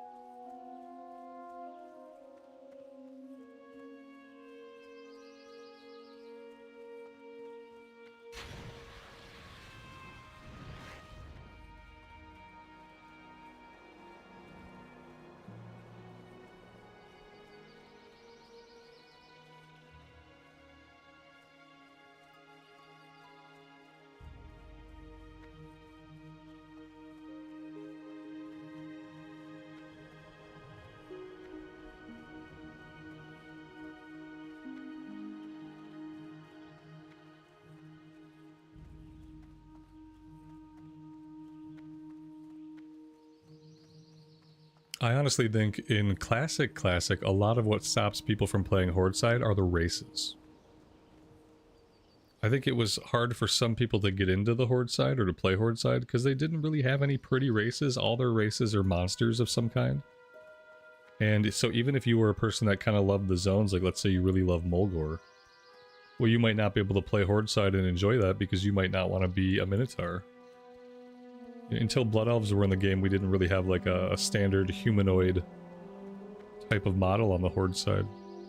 So I think early on in WoW, like that put a lot of people off. But then it also drew a certain group of people that became very dedicated to the Horde and like what the Horde stood for. Which is like the inclusion of the outcast. Well met. Be good.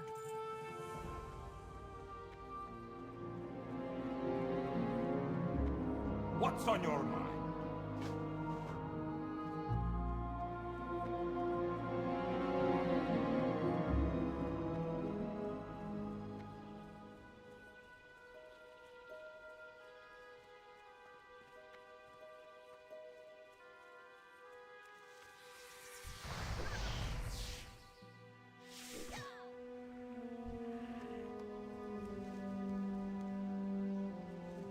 Faction identity used to be a really important thing to people.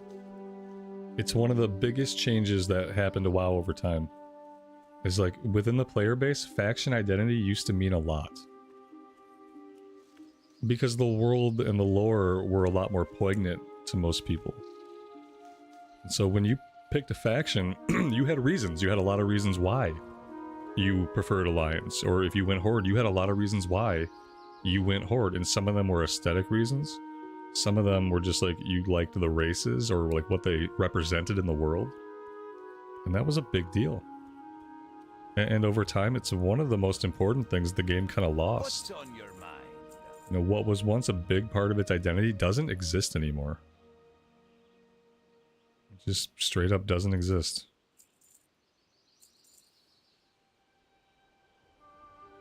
Alright. Back into the fray we go. This time we're going after the shaman and the bone snappers that should be deeper into the cave.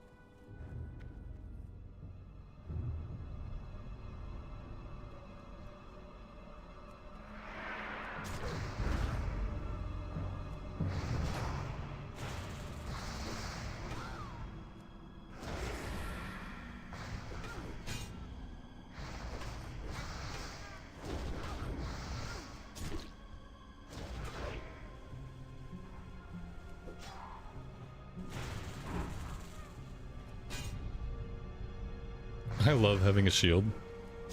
Being able to interrupt on a 10-second cooldown. It's very nice.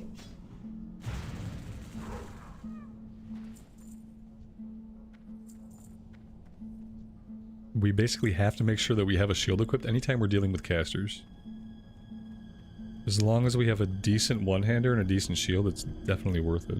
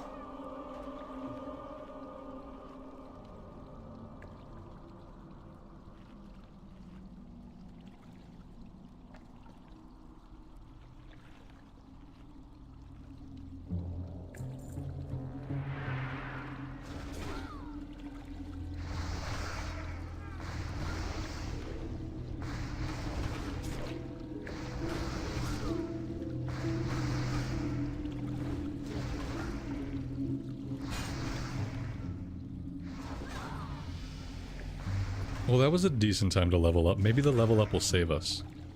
Yeah, I think the level up just saved us. Yep, that's what happened.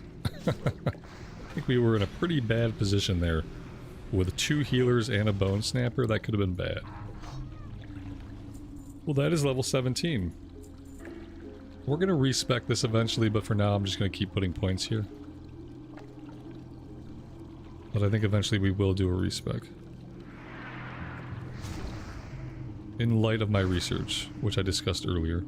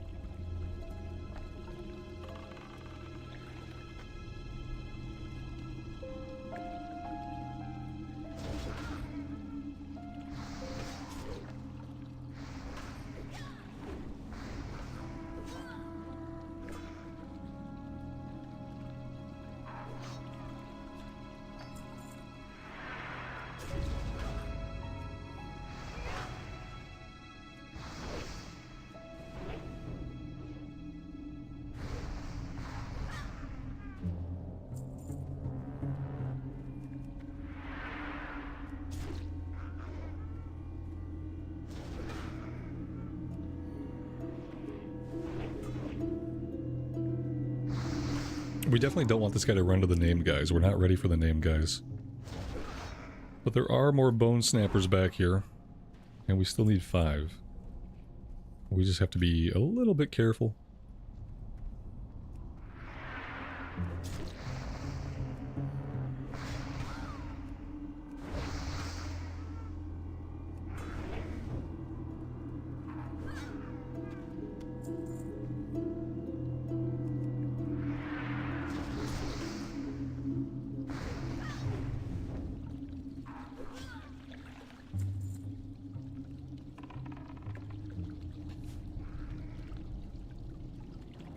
Wow, I tried to pull him very tactically. And, well, that didn't work. Oh god. Okay. I've already put way too much damage into this guy to give up on killing him. Okay, there we go. We might be okay. I do not have a healing pot. Oh, I do have some healing pots. Okay, perfect. God. Okay. Whew.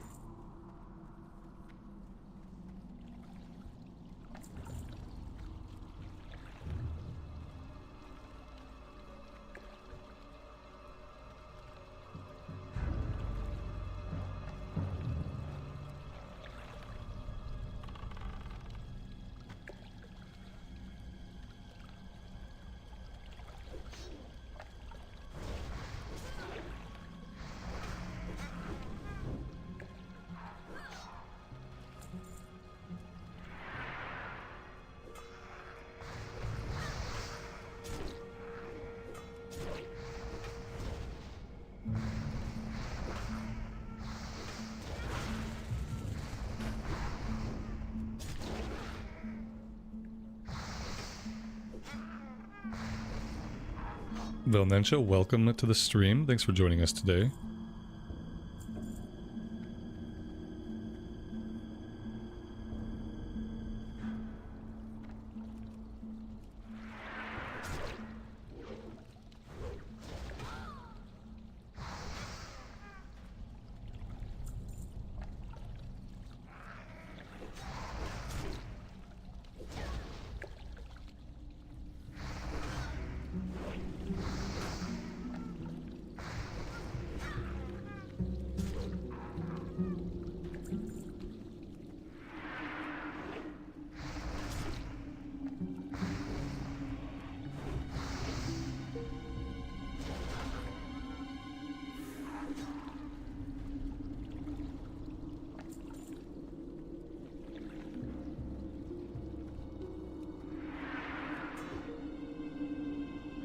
How does it feel? What's that?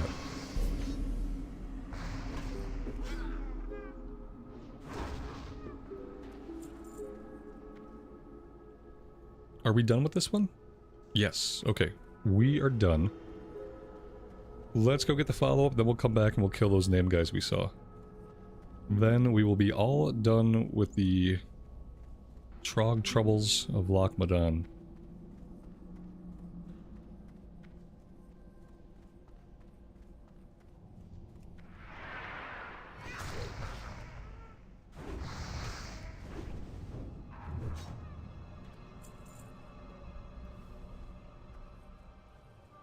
Lisa, welcome to the stream. Thanks for joining us today. To be a tank and be able to do things? I mean, so far we haven't tanked anything. So, right now it just feels good to play a warrior. I am having a good time.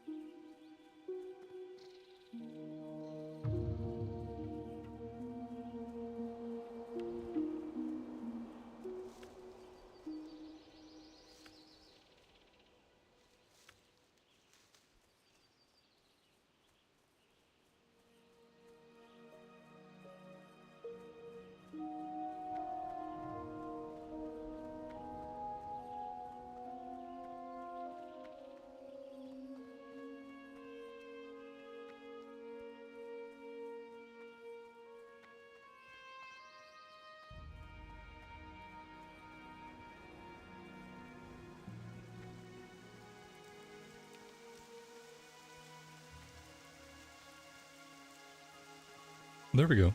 Some gentle rain ambience for Lochmadan. Little pop-up shower.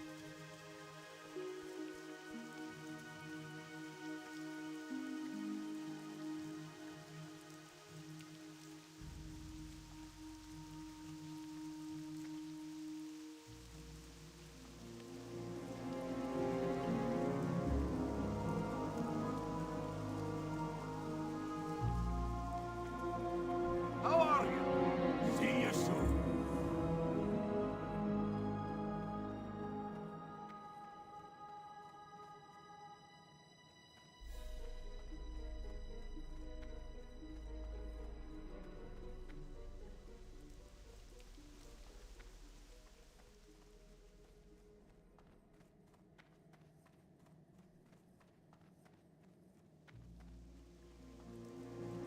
Great to meet you. Safe travel.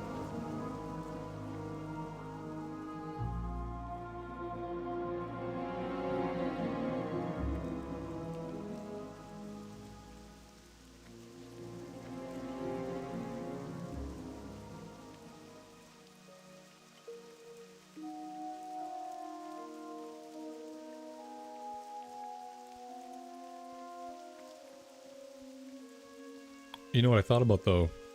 Before we head out east, we're probably going to want to go back to town and re-up our experience bonus. Maybe even the Fire Festival Fury by then. Depending on how long it takes us to kill these name guys and then go turn in the quest. But yeah, I think going back to town first might be a better idea.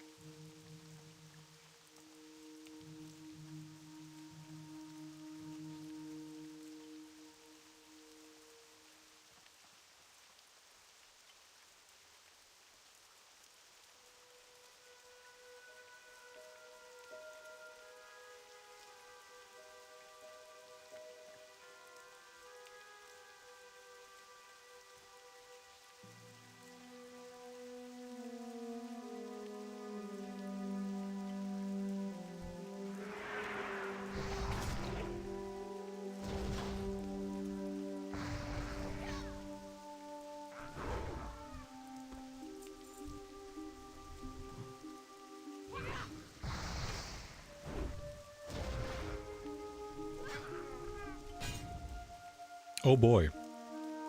I have a feeling I'm gonna really regret getting on this person's aggro chain, aren't I? In about 15 seconds. Okay, is it coming for me? Some of it's coming for me. I can handle the one that's coming for me. Luckily they didn't all get onto me. That would have been really unfortunate.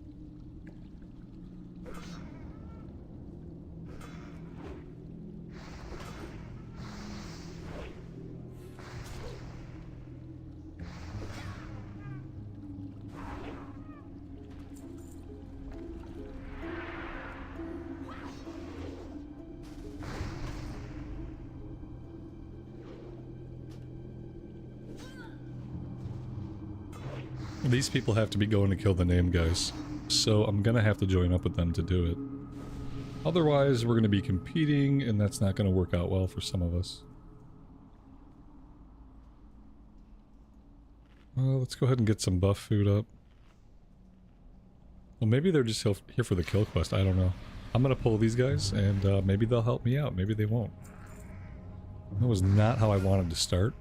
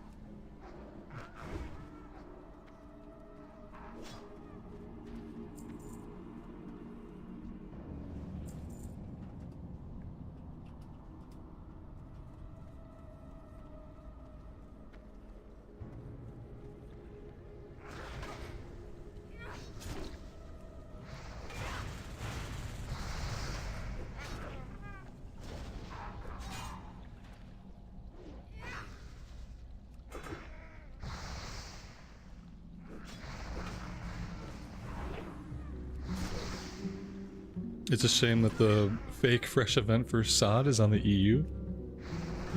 I mean, I play on the EU and I'm still not very compelled to play it. So I don't know if it's a shame or not. It seems fine. I think it's fine for those people to enjoy it wherever they're enjoying it, because I don't think that's the majority of WoW players. I don't think the majority of Classic players really wants SOD fresh right now. Not if it means playing the same old SOD they already played. But for those communities, it's probably really fun, because they're clearly very into it together.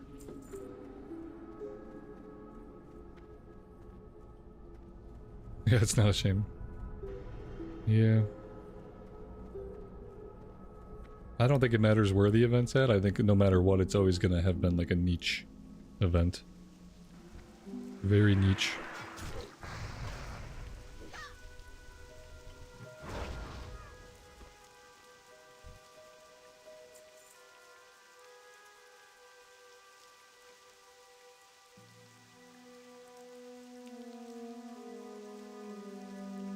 So we're gonna go turn this one in, then we're going back to town, we're gonna get our ribbon buff back up, we're gonna probably pop another Fire Festival flower, empty the old inventory, and then we'll head out to the eastern part of the zone. And we'll do all that stuff.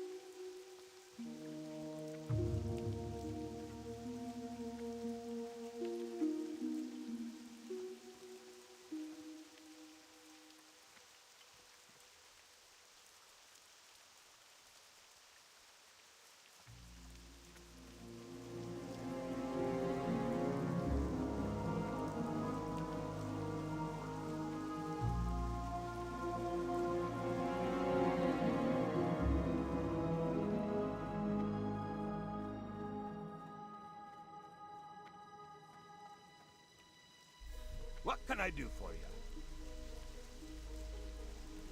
Your feet on the ground.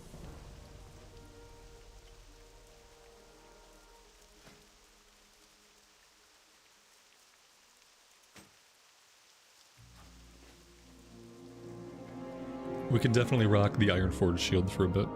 It looks pretty cool. Especially for a lower level shield. And it has very comparable stats to the other shield we had. Let's look at weapon skills. Axes are capped out, basically. So, let's go to maces. We did buy that one-handed mace on accident, the Black Rock mace. Let's wear that for a bit.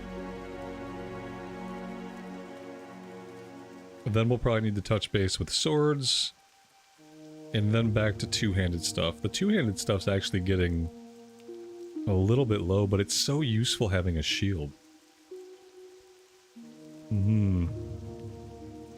Maybe we ought to go back to the two-handed stuff until we catch it up. It's easier to catch the one-handed stuff up because it swings more often. Alright, two-handed axe for now.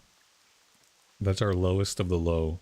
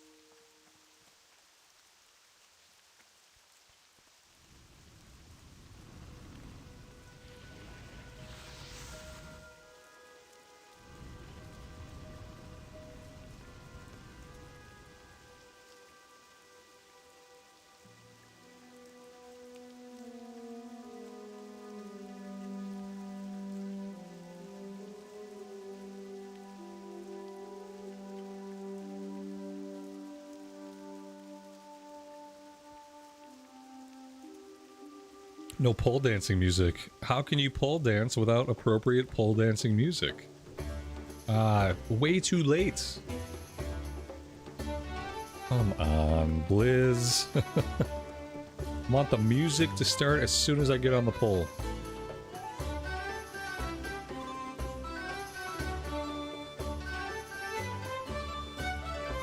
There we go.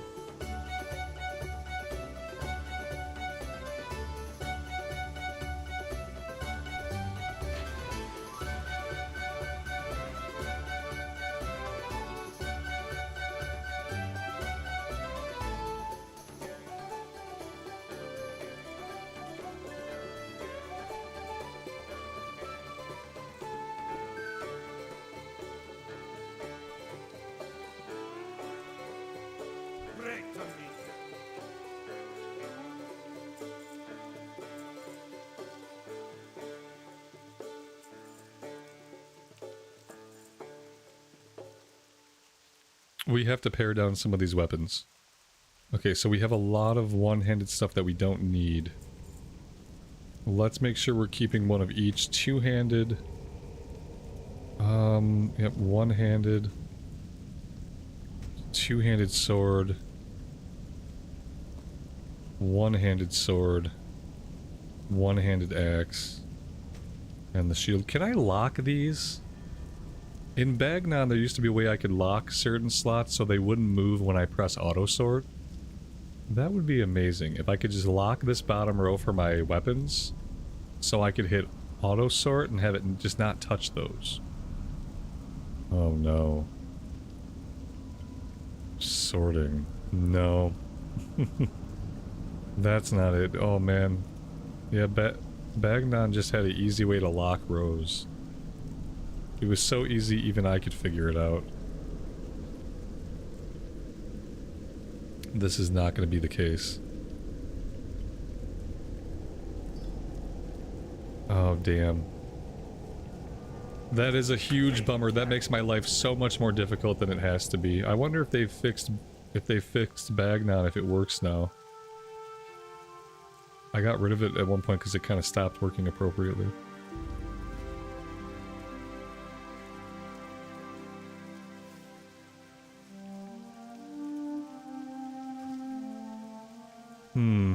Alright. Well, my inventory is still not very good. I just don't know what I can really do about it. I can sell my linen. I wonder how much linen is going for on the auction house. I bet stacks of it are going for more than 13.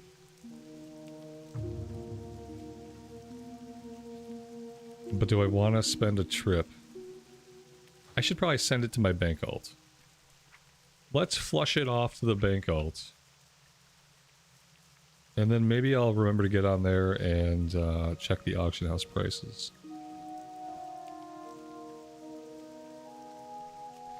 So that clears up a little space.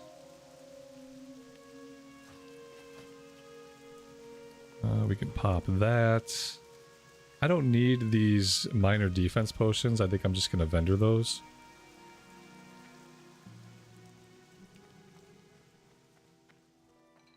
I've the finest wares in the land.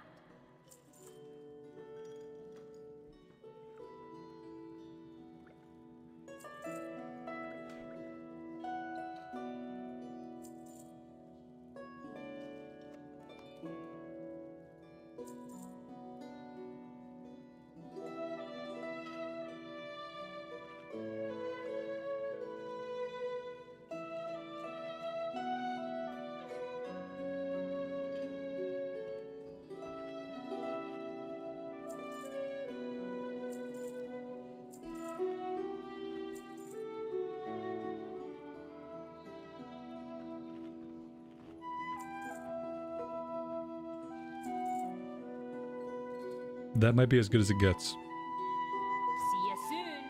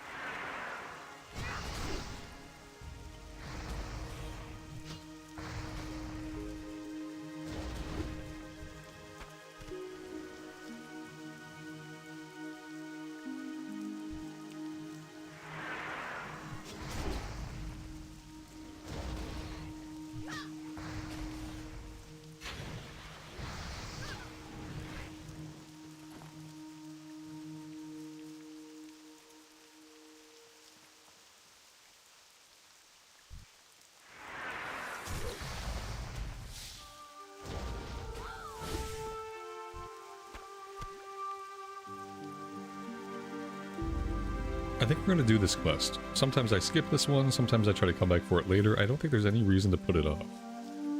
The mobs in there are like level 18 and 19. Glad to meet you. I think we can certainly handle some level 18 and 19 mobs. See you soon. No.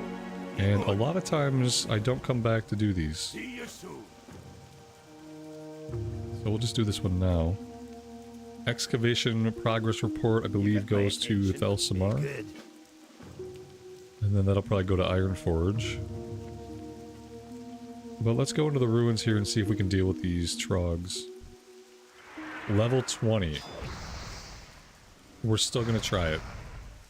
I don't think they're all going to be level 20.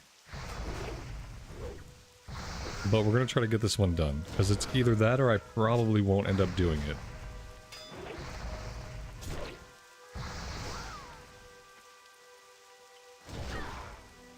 And we'll have to pull a little bit more carefully here than we have been.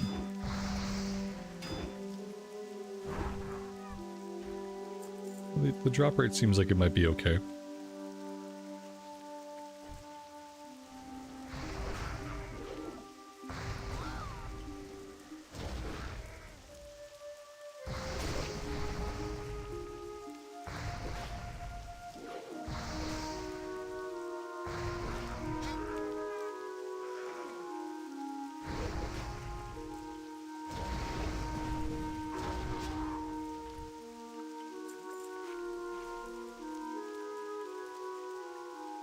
Them stacking Sunder on us is not helping the cause. That's for sure. Sunder is bad for us.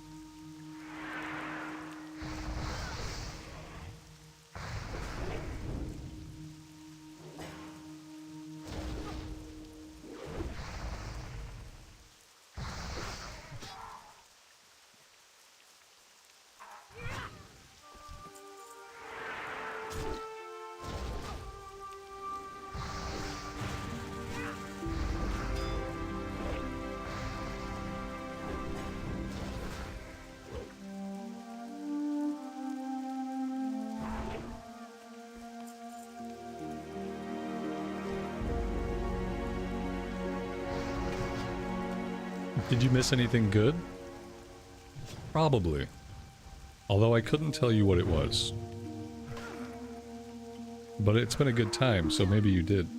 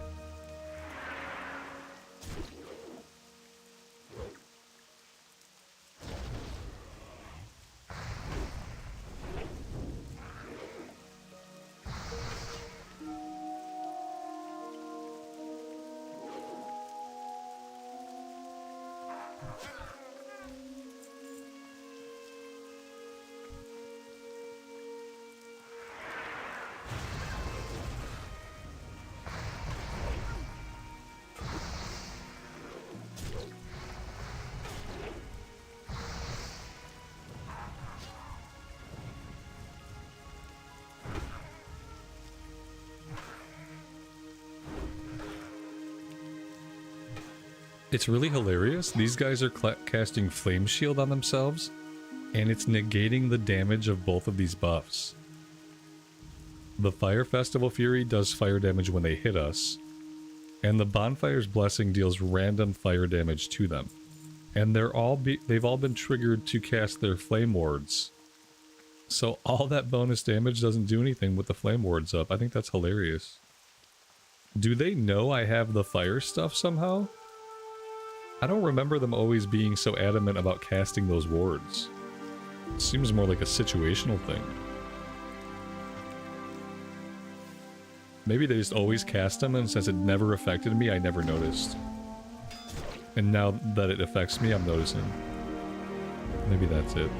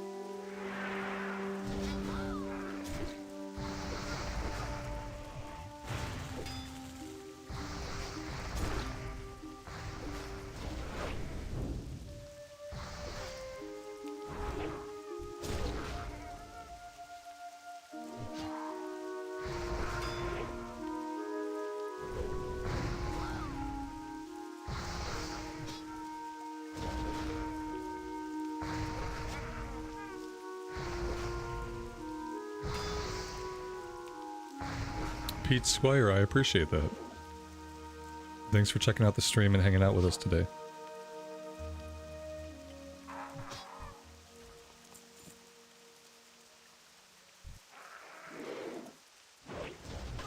This guy spawned right behind us. Is this a potion situation? I don't think so. No, we're good. No need to waste a potion.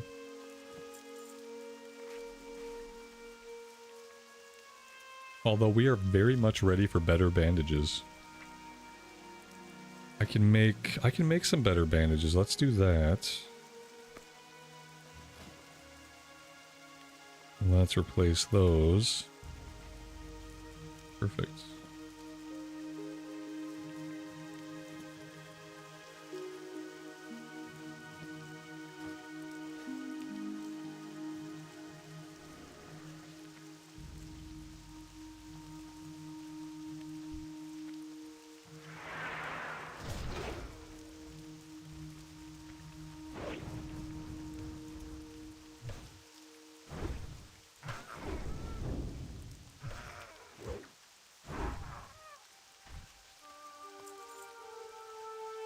Alright, that's 8 out of 8. Now we just gotta fight our way out of here.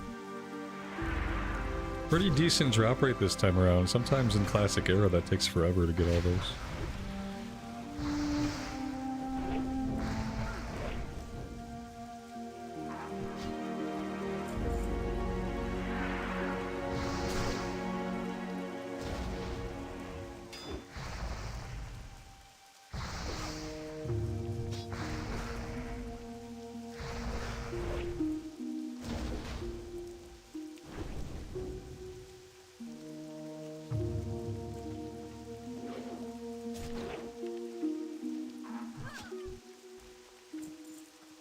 Alright, what's our weapon skill at for a two-handed axe? 83 out of 85 is pretty good. Let's go over to the two-handed sword. Yeah, we still have this one. What's on your mind? Safe travels.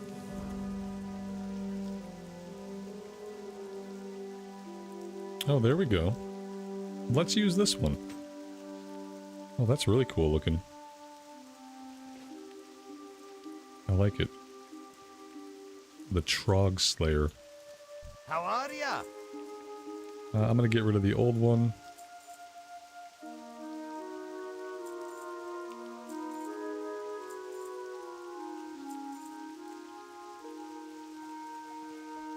Alright, let's head over to the Hunter's Lodge.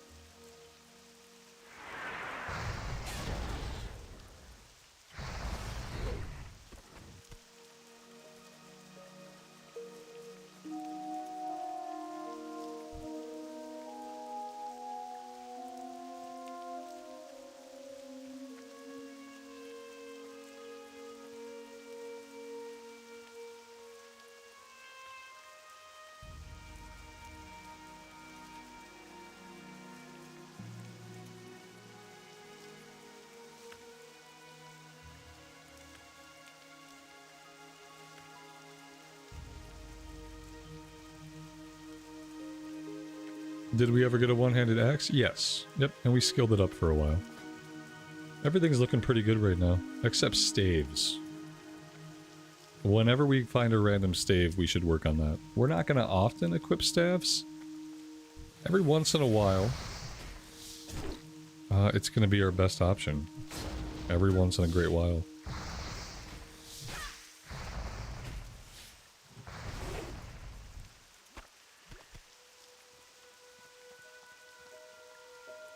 Ooh, Briarthorn. We could definitely use more Briarthorn.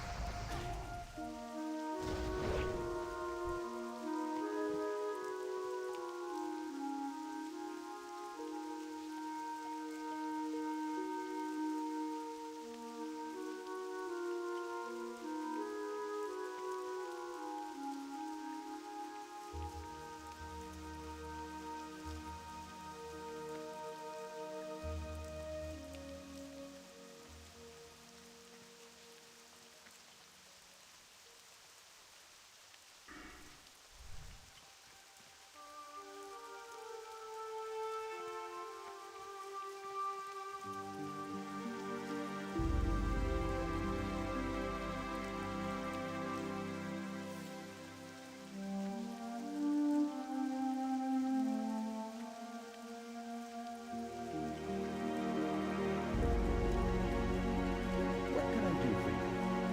See you around.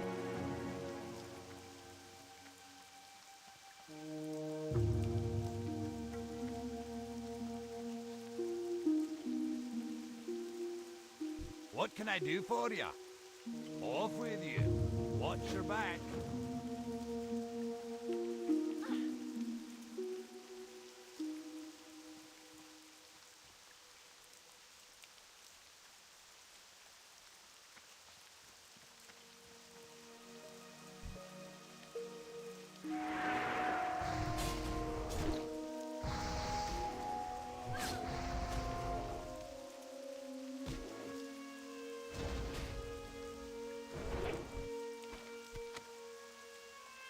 A recipe for succulent pork ribs. I guess we know what kind of diet this bear was on. He was on a diet of 100% boar meat. Jeez.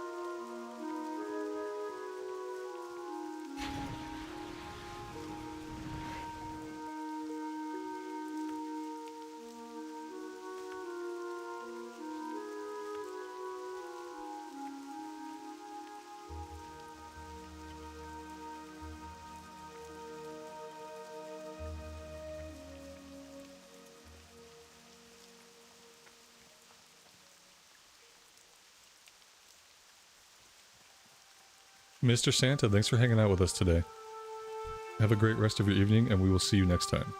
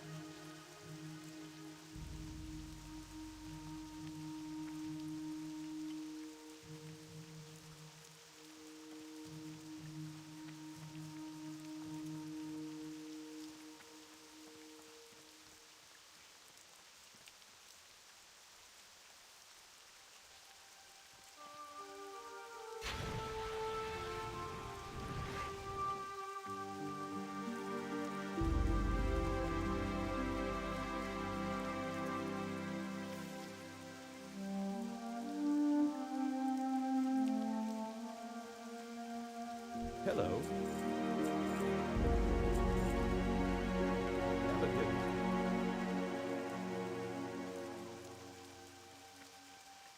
Hey there. Safe travels. See you around.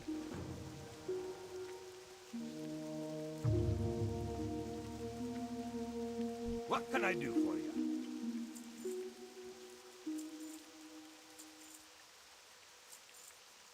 See you soon.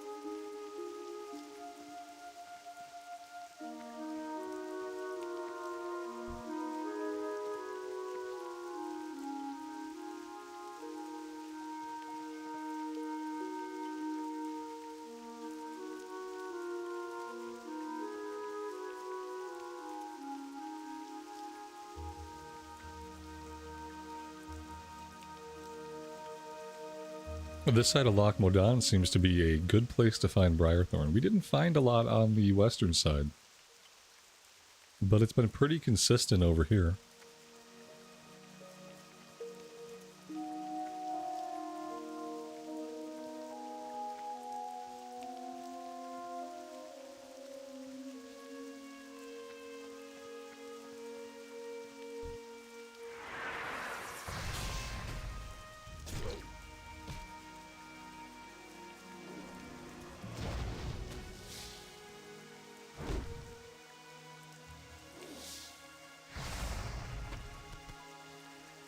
Alright, these are mangy boars. We don't need mangy boars.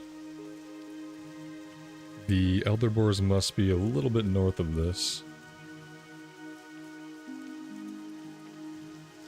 Hopefully. Since we do have a time limit. But if Briarthorn keeps popping up, I'm probably going to prioritize that. Oh, here we go. A Briarthorn and an Elder Boar.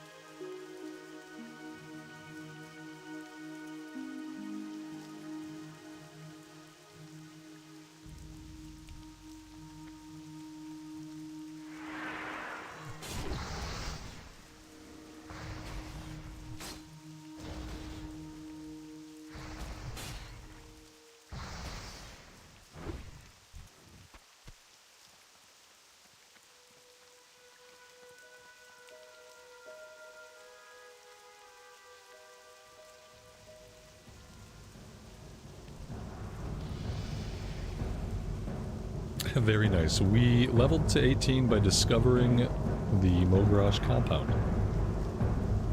Which means we probably have some stuff to train. Disarm and Thunderclap too. Okay, those are cool, but those are not really pressing. I don't think we need to run back for those or anything. More Mage Royal over here. Luckily, these guys are not elites anymore, and we need them for the kill quest. I'm not going to get into the kill quest right now. Obviously, we're still on a timer here. But the great news is we no longer have to be worried about aggroing elites in this area.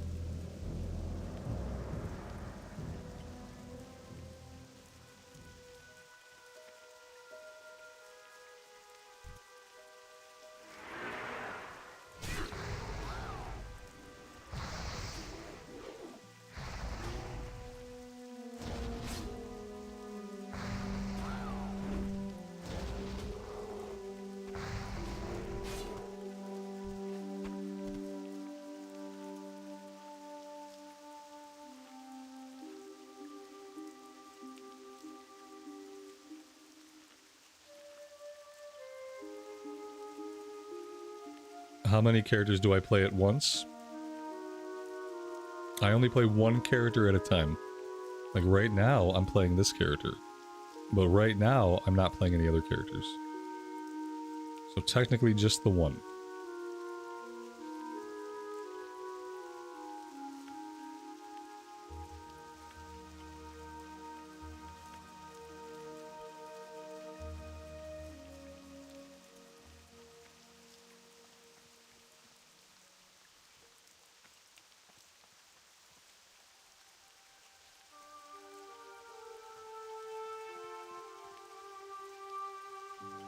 I know what you mean. Well, that's quite presumptuous.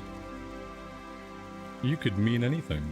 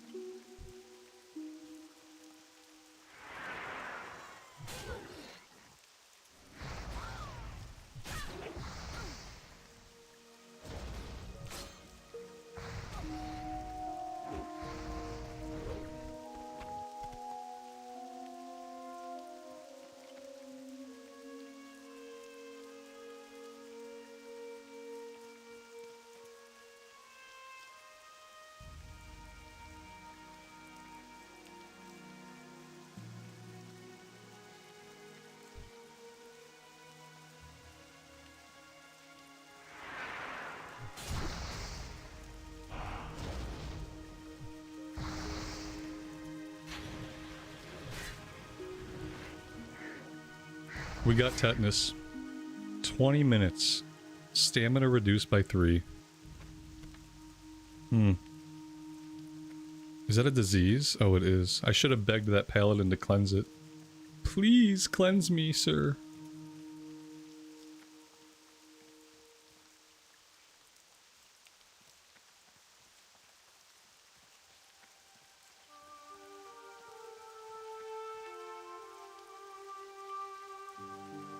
At the same time, having a tetanus that takes care of itself after 20 minutes is not bad.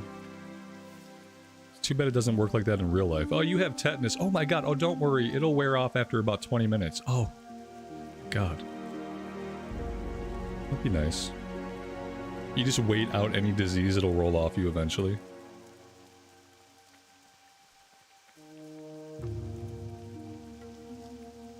How are you? See you later. That's it for him, right? Yeah, that's it for him. We have alligator quest we can go do, and then we can talk to Bingles. He'll want us to go get his supplies. What brings you here? My girl Viren here wants her revenge. Hello. Old Sudi. Old Sudi, I wonder if he's an elite still. Oh, he's not. Oh, we'll definitely do that. He's like right over here. South of town. Unless they moved him for TBC, which I don't think they did. I don't think they moved him until Cataclysm. What's on your mind? The short sword. Do I need this? No, the one I have I think is better for us. Fine cloth shirt.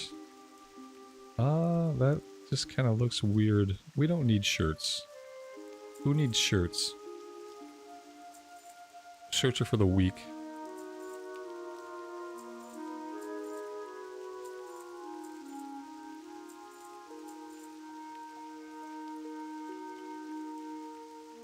I think that's good. But if we're gonna go to the Trog Islands, we're gonna need as much inventory space as we can manage. I'm not doubled up with any of my weapon types. Yeah, I really don't think we can sell anything else.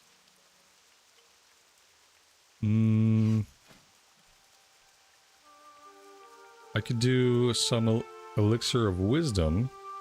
I don't know if that would actually reduce any of our stacks, though. And get us a couple skill ups. I wonder if this sells on the auction house at all. You can vendor it for 1 silver. See you soon. What's happening? I'm gonna vendor it for now. Watch your back. Alright, that looks like about all we can do.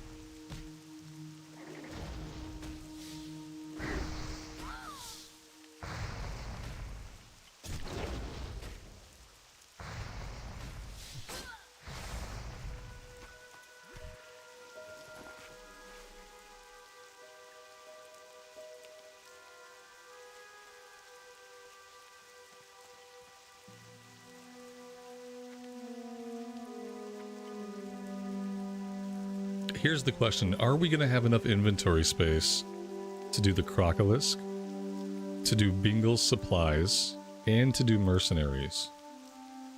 I don't know. We have 23 slots.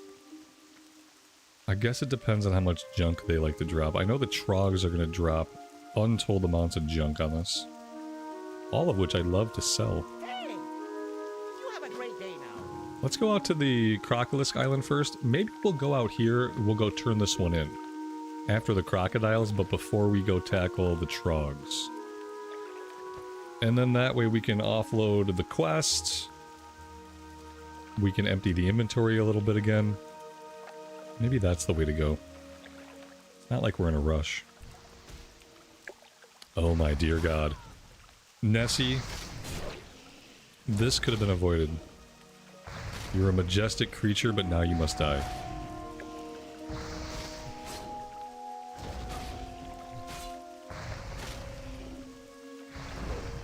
That was actually a tough fight. Nessie is not to be trifled with.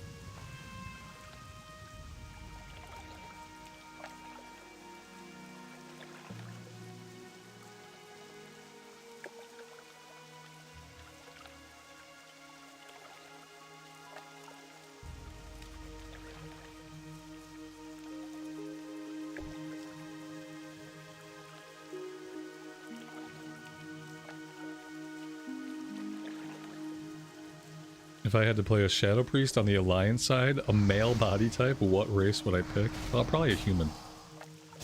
I had to be a male priest. I'd probably play a human, because I had Athos back in the day, and Athos was a lot of fun. But as far as like the different animations, I'm not sure. The worst priest animation, unfortunately, goes to the female dwarf priest. The female dwarf priest, she likes to channel the holy light right in front of her eyeballs. Like, she does this, and then she, like, channels the holy light right in front of her face. It's the weirdest thing. And as much as I love the female dwarfs, the priest casting animation looks really, really bad. I don't remember how the human cast it. I think the human just cast it down at his side. Which is much better than, like, channeling it right in front of your face. Yeah, the enemy. I think she's supposed to be praying, right? She's supposed to be praying, but it's like, it's too much right in front of the face. And it just doesn't look good in practice. I doubt it looks like that in retail anymore, I'll say that. I'm sure as soon as they got their new animations with the character model updates, it probably changed. And it's a bummer because everything else about the female priest is good. Especially if you do the braided tails. Well, I've done a Night Elf priest before, but never a male. I think there's something weird with the Night Elf male casting animation too. They do some kind of weird, like, hip gyration thing. I can't demonstrate it because I'm seated, and I don't think I should demonstrate it on YouTube anyway, because it's kind of lewd. But they do. They have a weird casting animation. The male Night Elves do. Never seen a male dwarf priest, so I don't know if they hold their hands in front of their face in the same way the females do or not.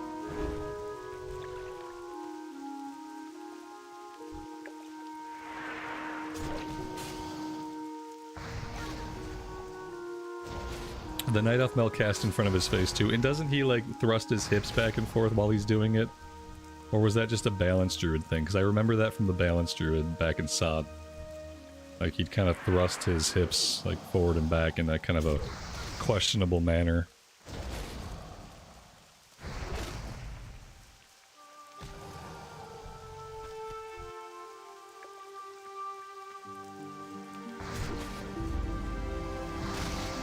Am I gonna play any Hunter today? Hunter? What Hunter?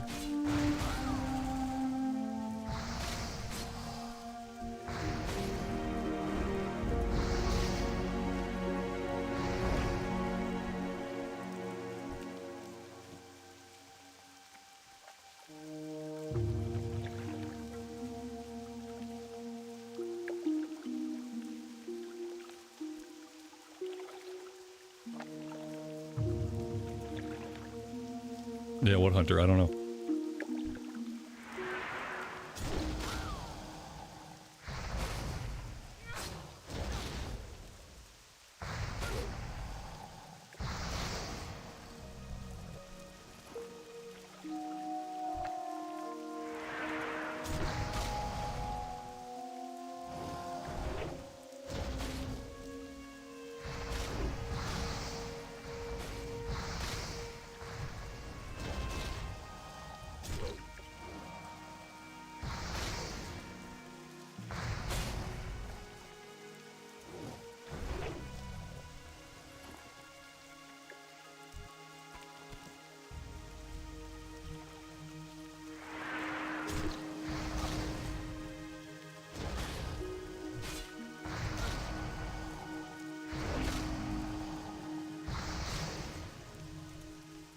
Do I think I'll reach max level in Classic Plus? Who could say?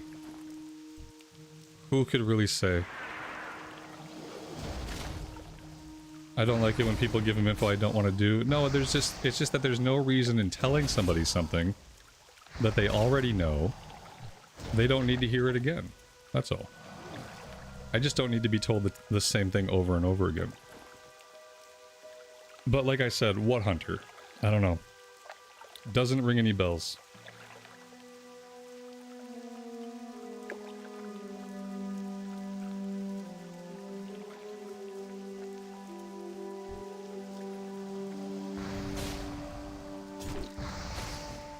Saying the same thing again and again and again is not going to help anybody. It is going to annoy them, but it's never going to help them.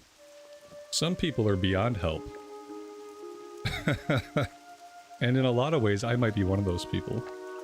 You have to recognize when someone is beyond help, and you have to give up the desire to say more words, because your desire to say more words is just pure vanity.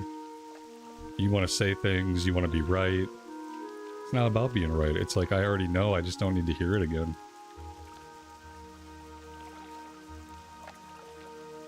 A hunter? What hunter? I don't know. Doesn't ring any bells.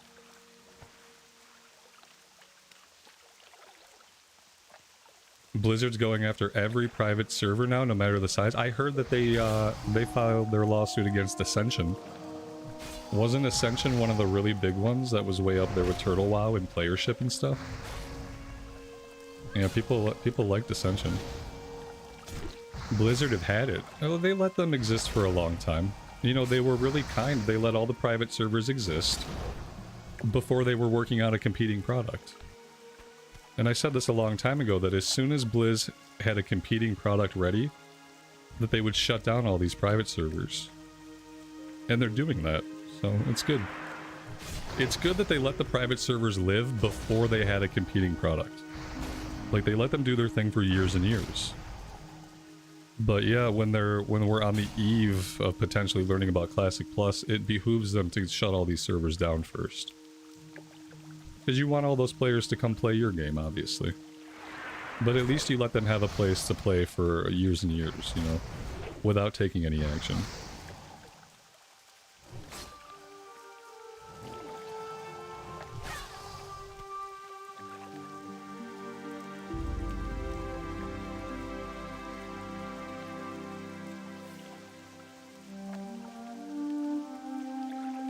It's hard to explain to people that technically the private servers are stealing. Yeah.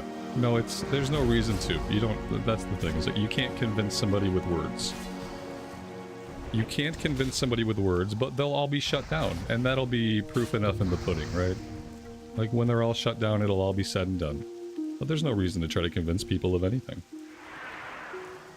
You can't convince people with words. It's pointless. You're not going to change their minds. Thankfully, we don't have to. We just have to wait.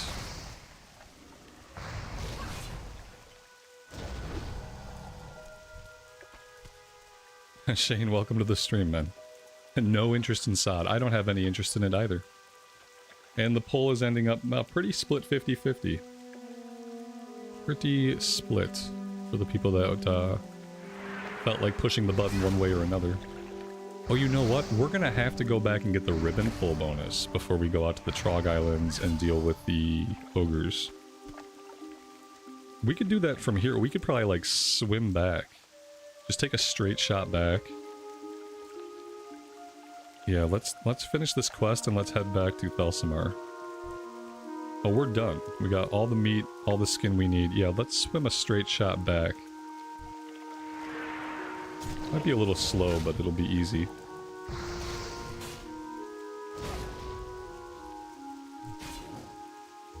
That's the worst argument, but they've been doing it for years already. Well, exactly. That should compound the crimes. Luckily, it doesn't. I've been stealing for years. You're gonna stop me now? Well, yeah. We're gonna stop you now. That's how it goes.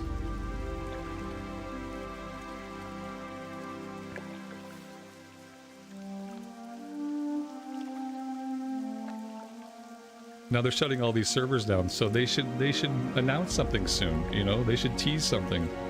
I know they're probably not going to talk about it at all until September, but I feel like they could talk about it before September and that would be okay. It sucks to think we're not going to really hear any big news at all through the entire summer all the way into September. That's the bummer, because there's not really a lot of other exciting things going on in Classic right now. Mist of Pandaria is about over, I think. Is it Mist? Isn't Mist about over, or are there more phases to mop than I remember? I think Mist is almost over. You know, TBC is going to keep cranking out its phases, and that's all well and good. But there's not a lot of, like, exciting stuff coming up. As far as all that goes.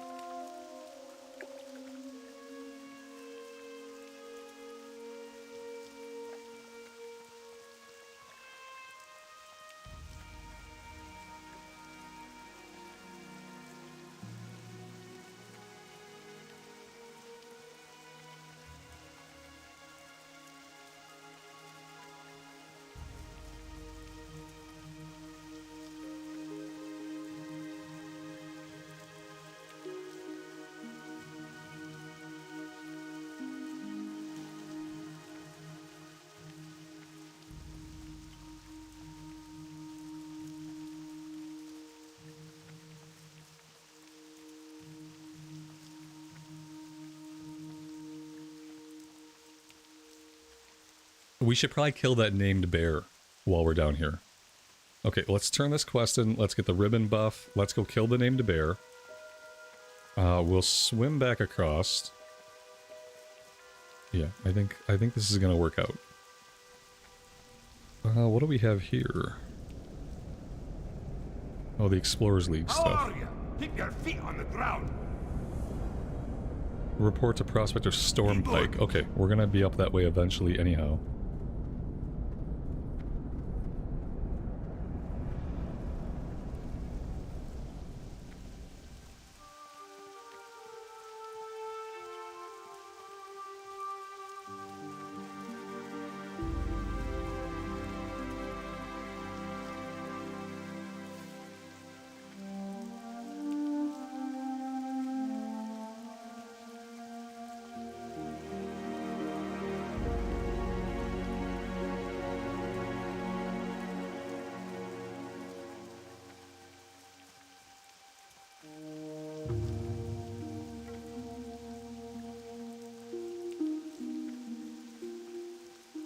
Some quests no longer have elites, but are other quests easier?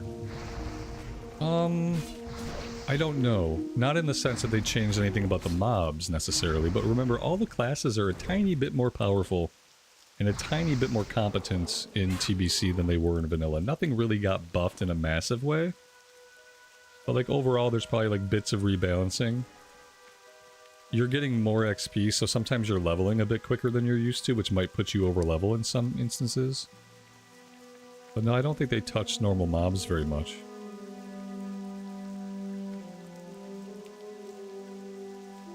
Hard to say, though. I think this is the trailhead that we're looking for to get us up to the bear cave. Pretty sure.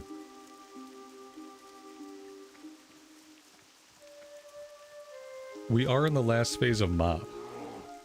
It's very interesting, isn't it interesting that they haven't said anything about what's going to happen next for Progression Classic, but we're in the last phase of mop? Are they going to wait until September to tell anybody what's going to happen next with mop characters? Wouldn't that be a long time for people to wait to know? Or does that feel like the right amount of time? That's really interesting. For some reason I thought maybe they had another phase that I just didn't know about, and that's why we hadn't heard if they're going to do Warlords of Draenor or not. But Orgrimmar, Siege of Orgrimmar is the last phase. It's been out for a little bit.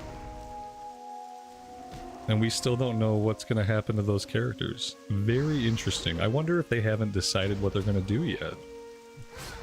I wonder if they have a couple of different plans ready to put into action, but they just don't know like which way they're going to go with it.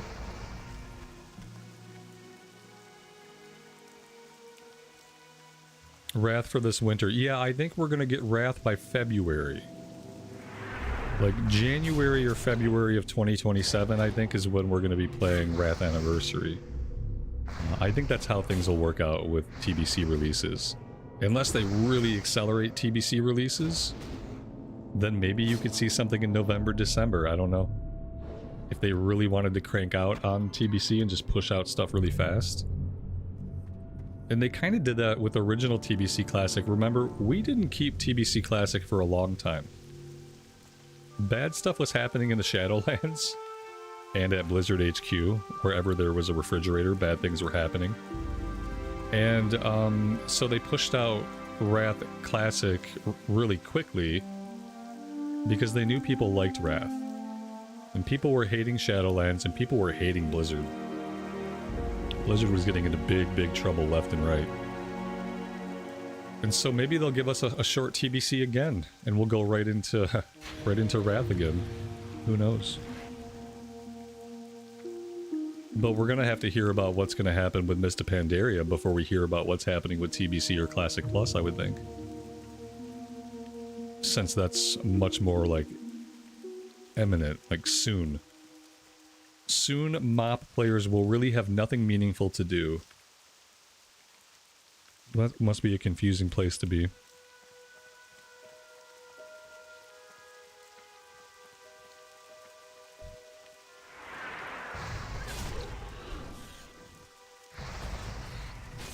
Shrenko, you think we'll get the Titan Forge servers, the ones that China got for Wrath of the Lich King, you think?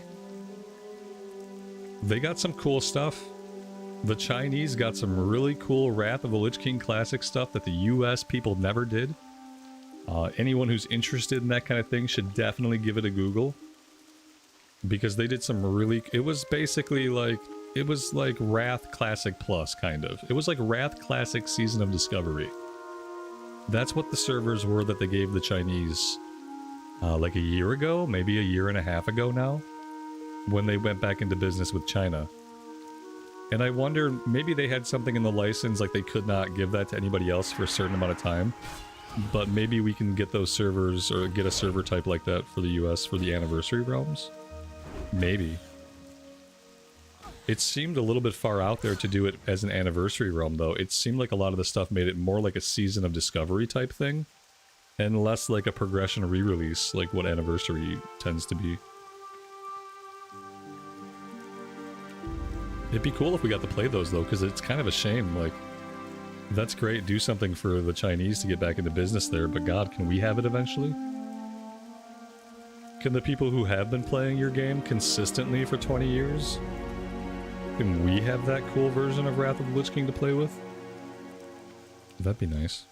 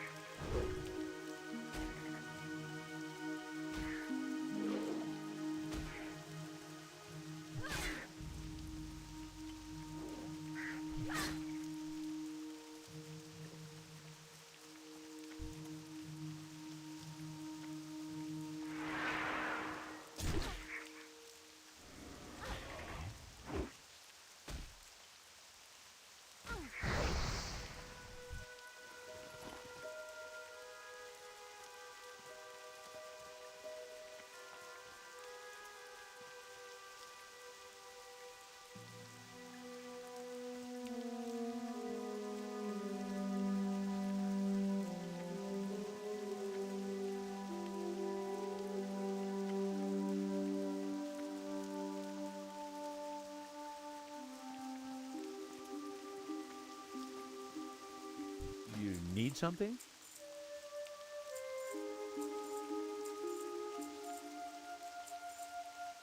Have a good one.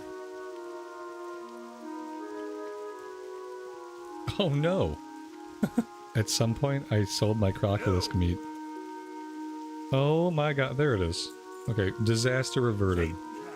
We were able to buy back the crocolisk meat. How many times have I done something like that? What's on your mind? Let's just sell the meat we need for the quest. No big deal. Safe travels. Learn the recipe.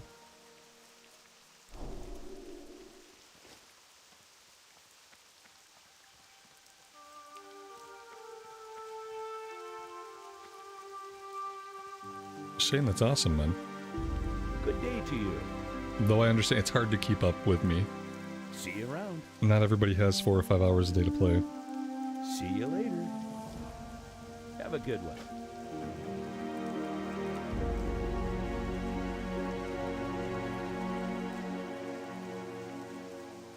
I am listening. What brings you here? I am listening. Alright, I realize we didn't get the ribbon pull buff. Isn't really a huge deal. Do I want to go back for it? I don't think I need to.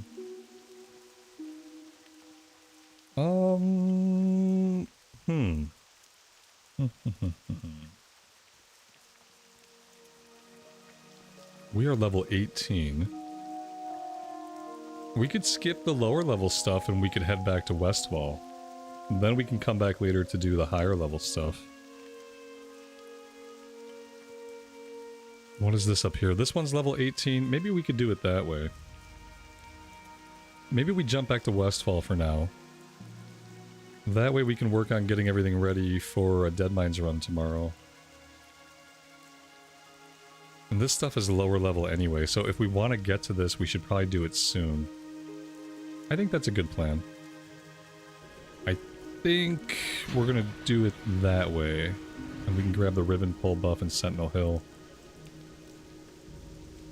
Alright, I'm gonna take a quick bio break and get some more coffee before it gets too late in the afternoon to do that. So I will park us here for a second, and I will be right back.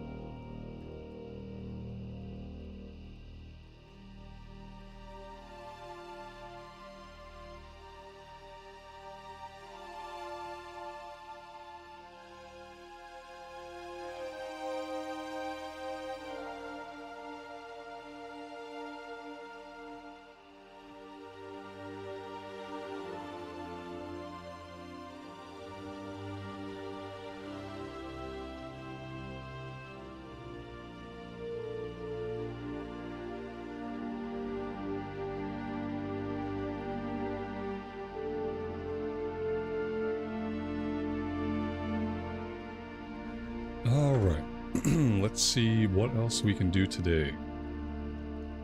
How is this looking? We can't really do a lot. We're not going to be able to do a lot here until we start finding like untold amounts of Briarthorn. That is kind of a bummer. That's going to be like a big sticking point. And maybe we'll have to purchase some. First aid, we don't really have a lot going on there either.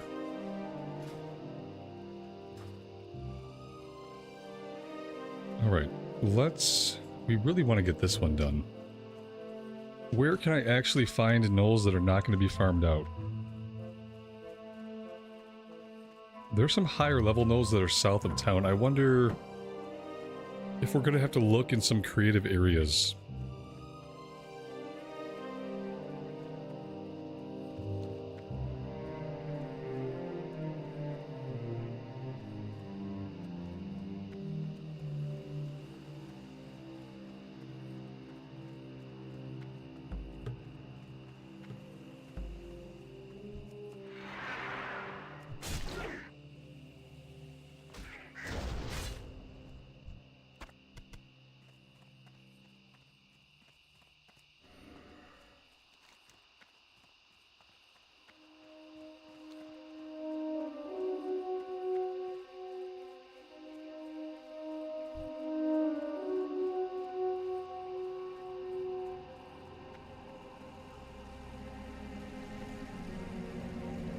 Didn't spin on the pole. Oh, this is so troublesome. I'm about to give up on the buff entirely. I'm really... It's getting like, it's getting existentially annoying to have to work it into what I'm doing. Because I don't have any reflexes for it. Oh, how long is this event going on? Until the 5th? I kind of can't wait till it's over. I wish if it was going to be an XP buff, they would just give it to us. If you want to give us a holiday XP buff...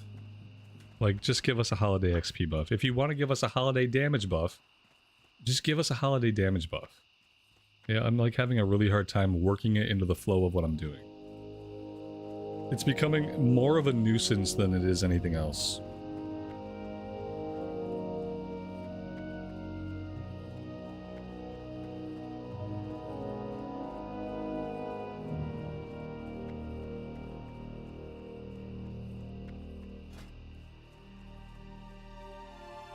Looking at weapon skills, what should we be using now? Maybe go back to one-handed swords for a bit?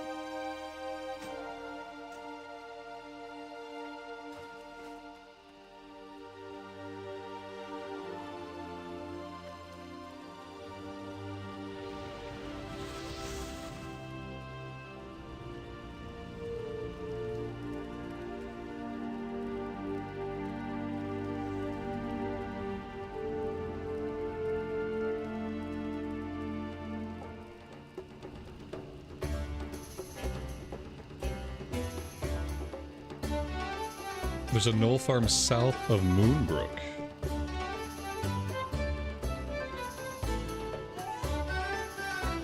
South of Moonbrook?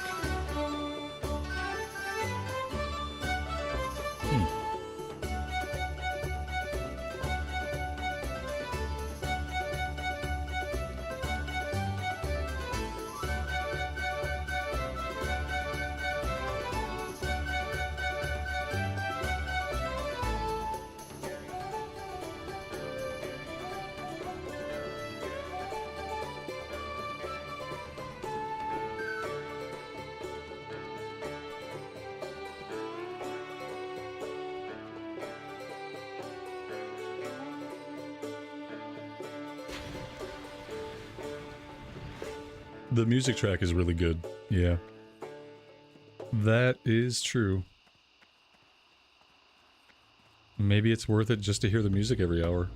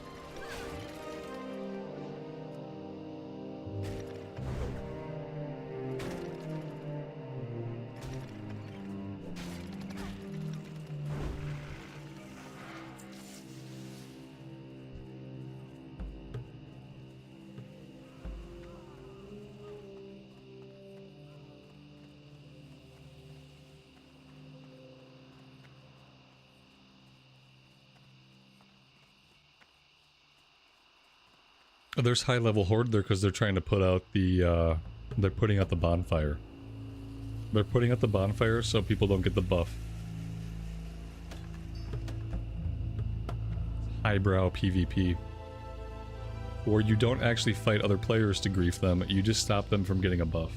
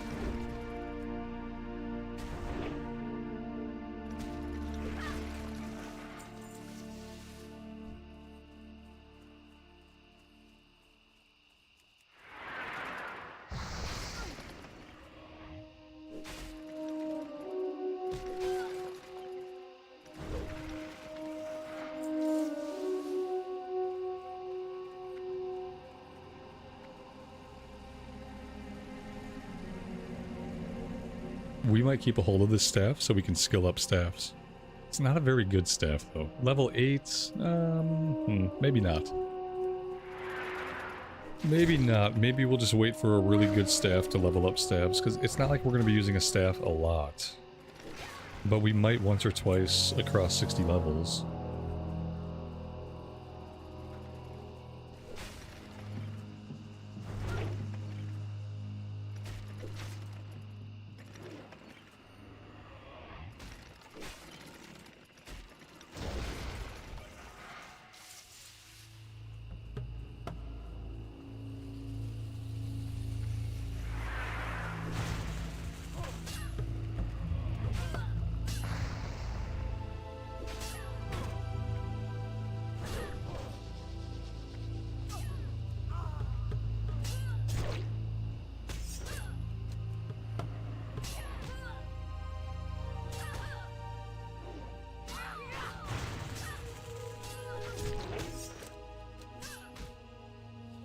I forgot they disarmed and how much of a pain in the butt that's going to be.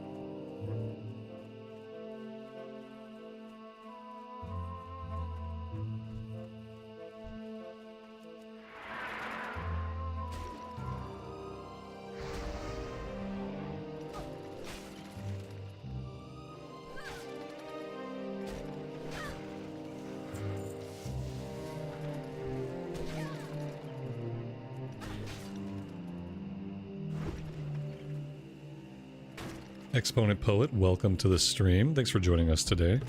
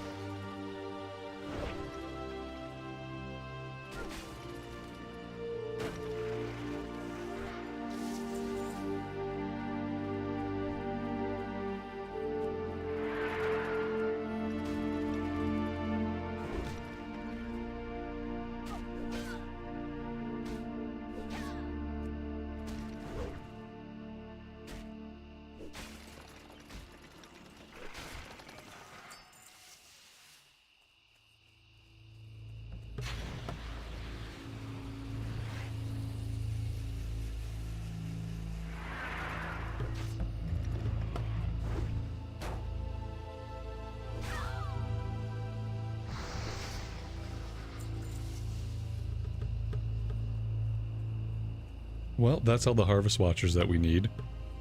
We still need 11 Pillagers and like 8 Looters.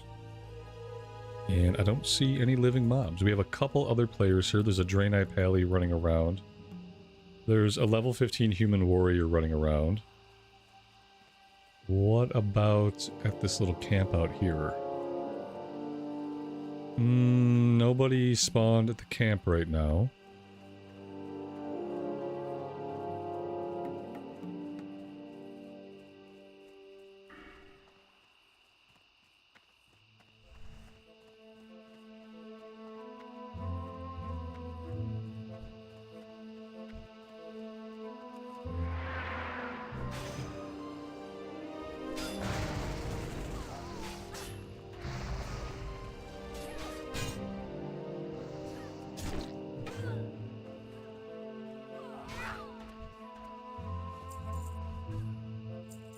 Thunderclap for the win. Thunderclap got me tags on all 3 of those guys. That was nice.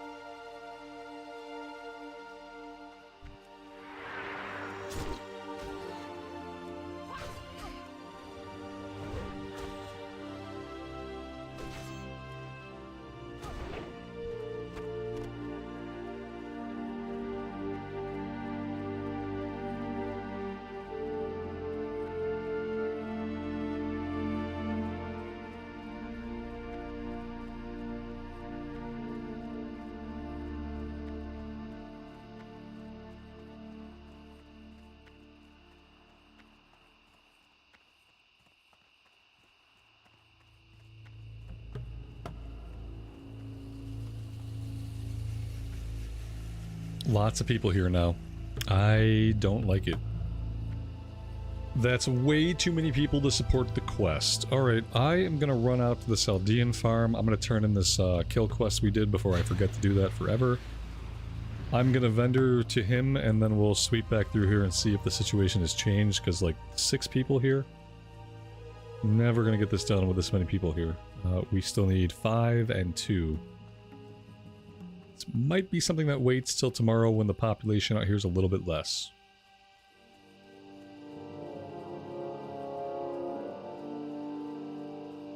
We could go down to Moonbrook, but there's not really any guarantee that Moonbrook's going to be any better. Could be more overrun because people are down there doing the messenger quest and all that stuff.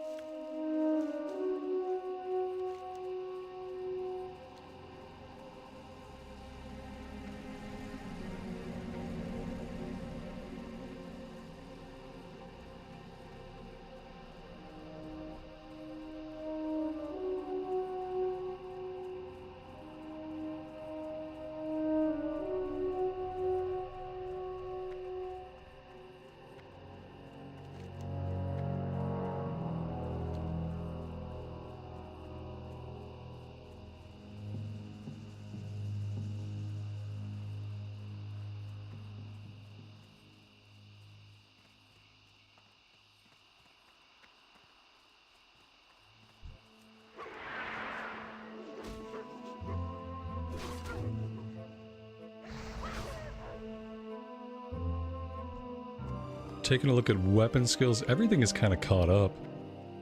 Two-handed maces is a little bit behind.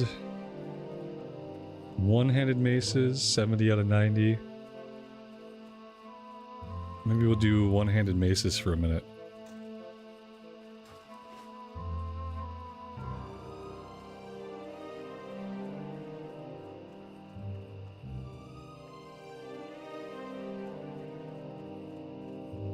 King's honor, friend. Go with honor, friend. Light bless you. What can I do for you? You can buy all of my junk.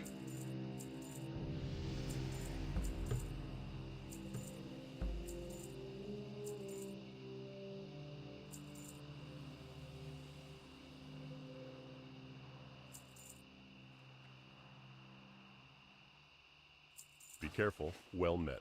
For the Alliance. Go with honor, friend.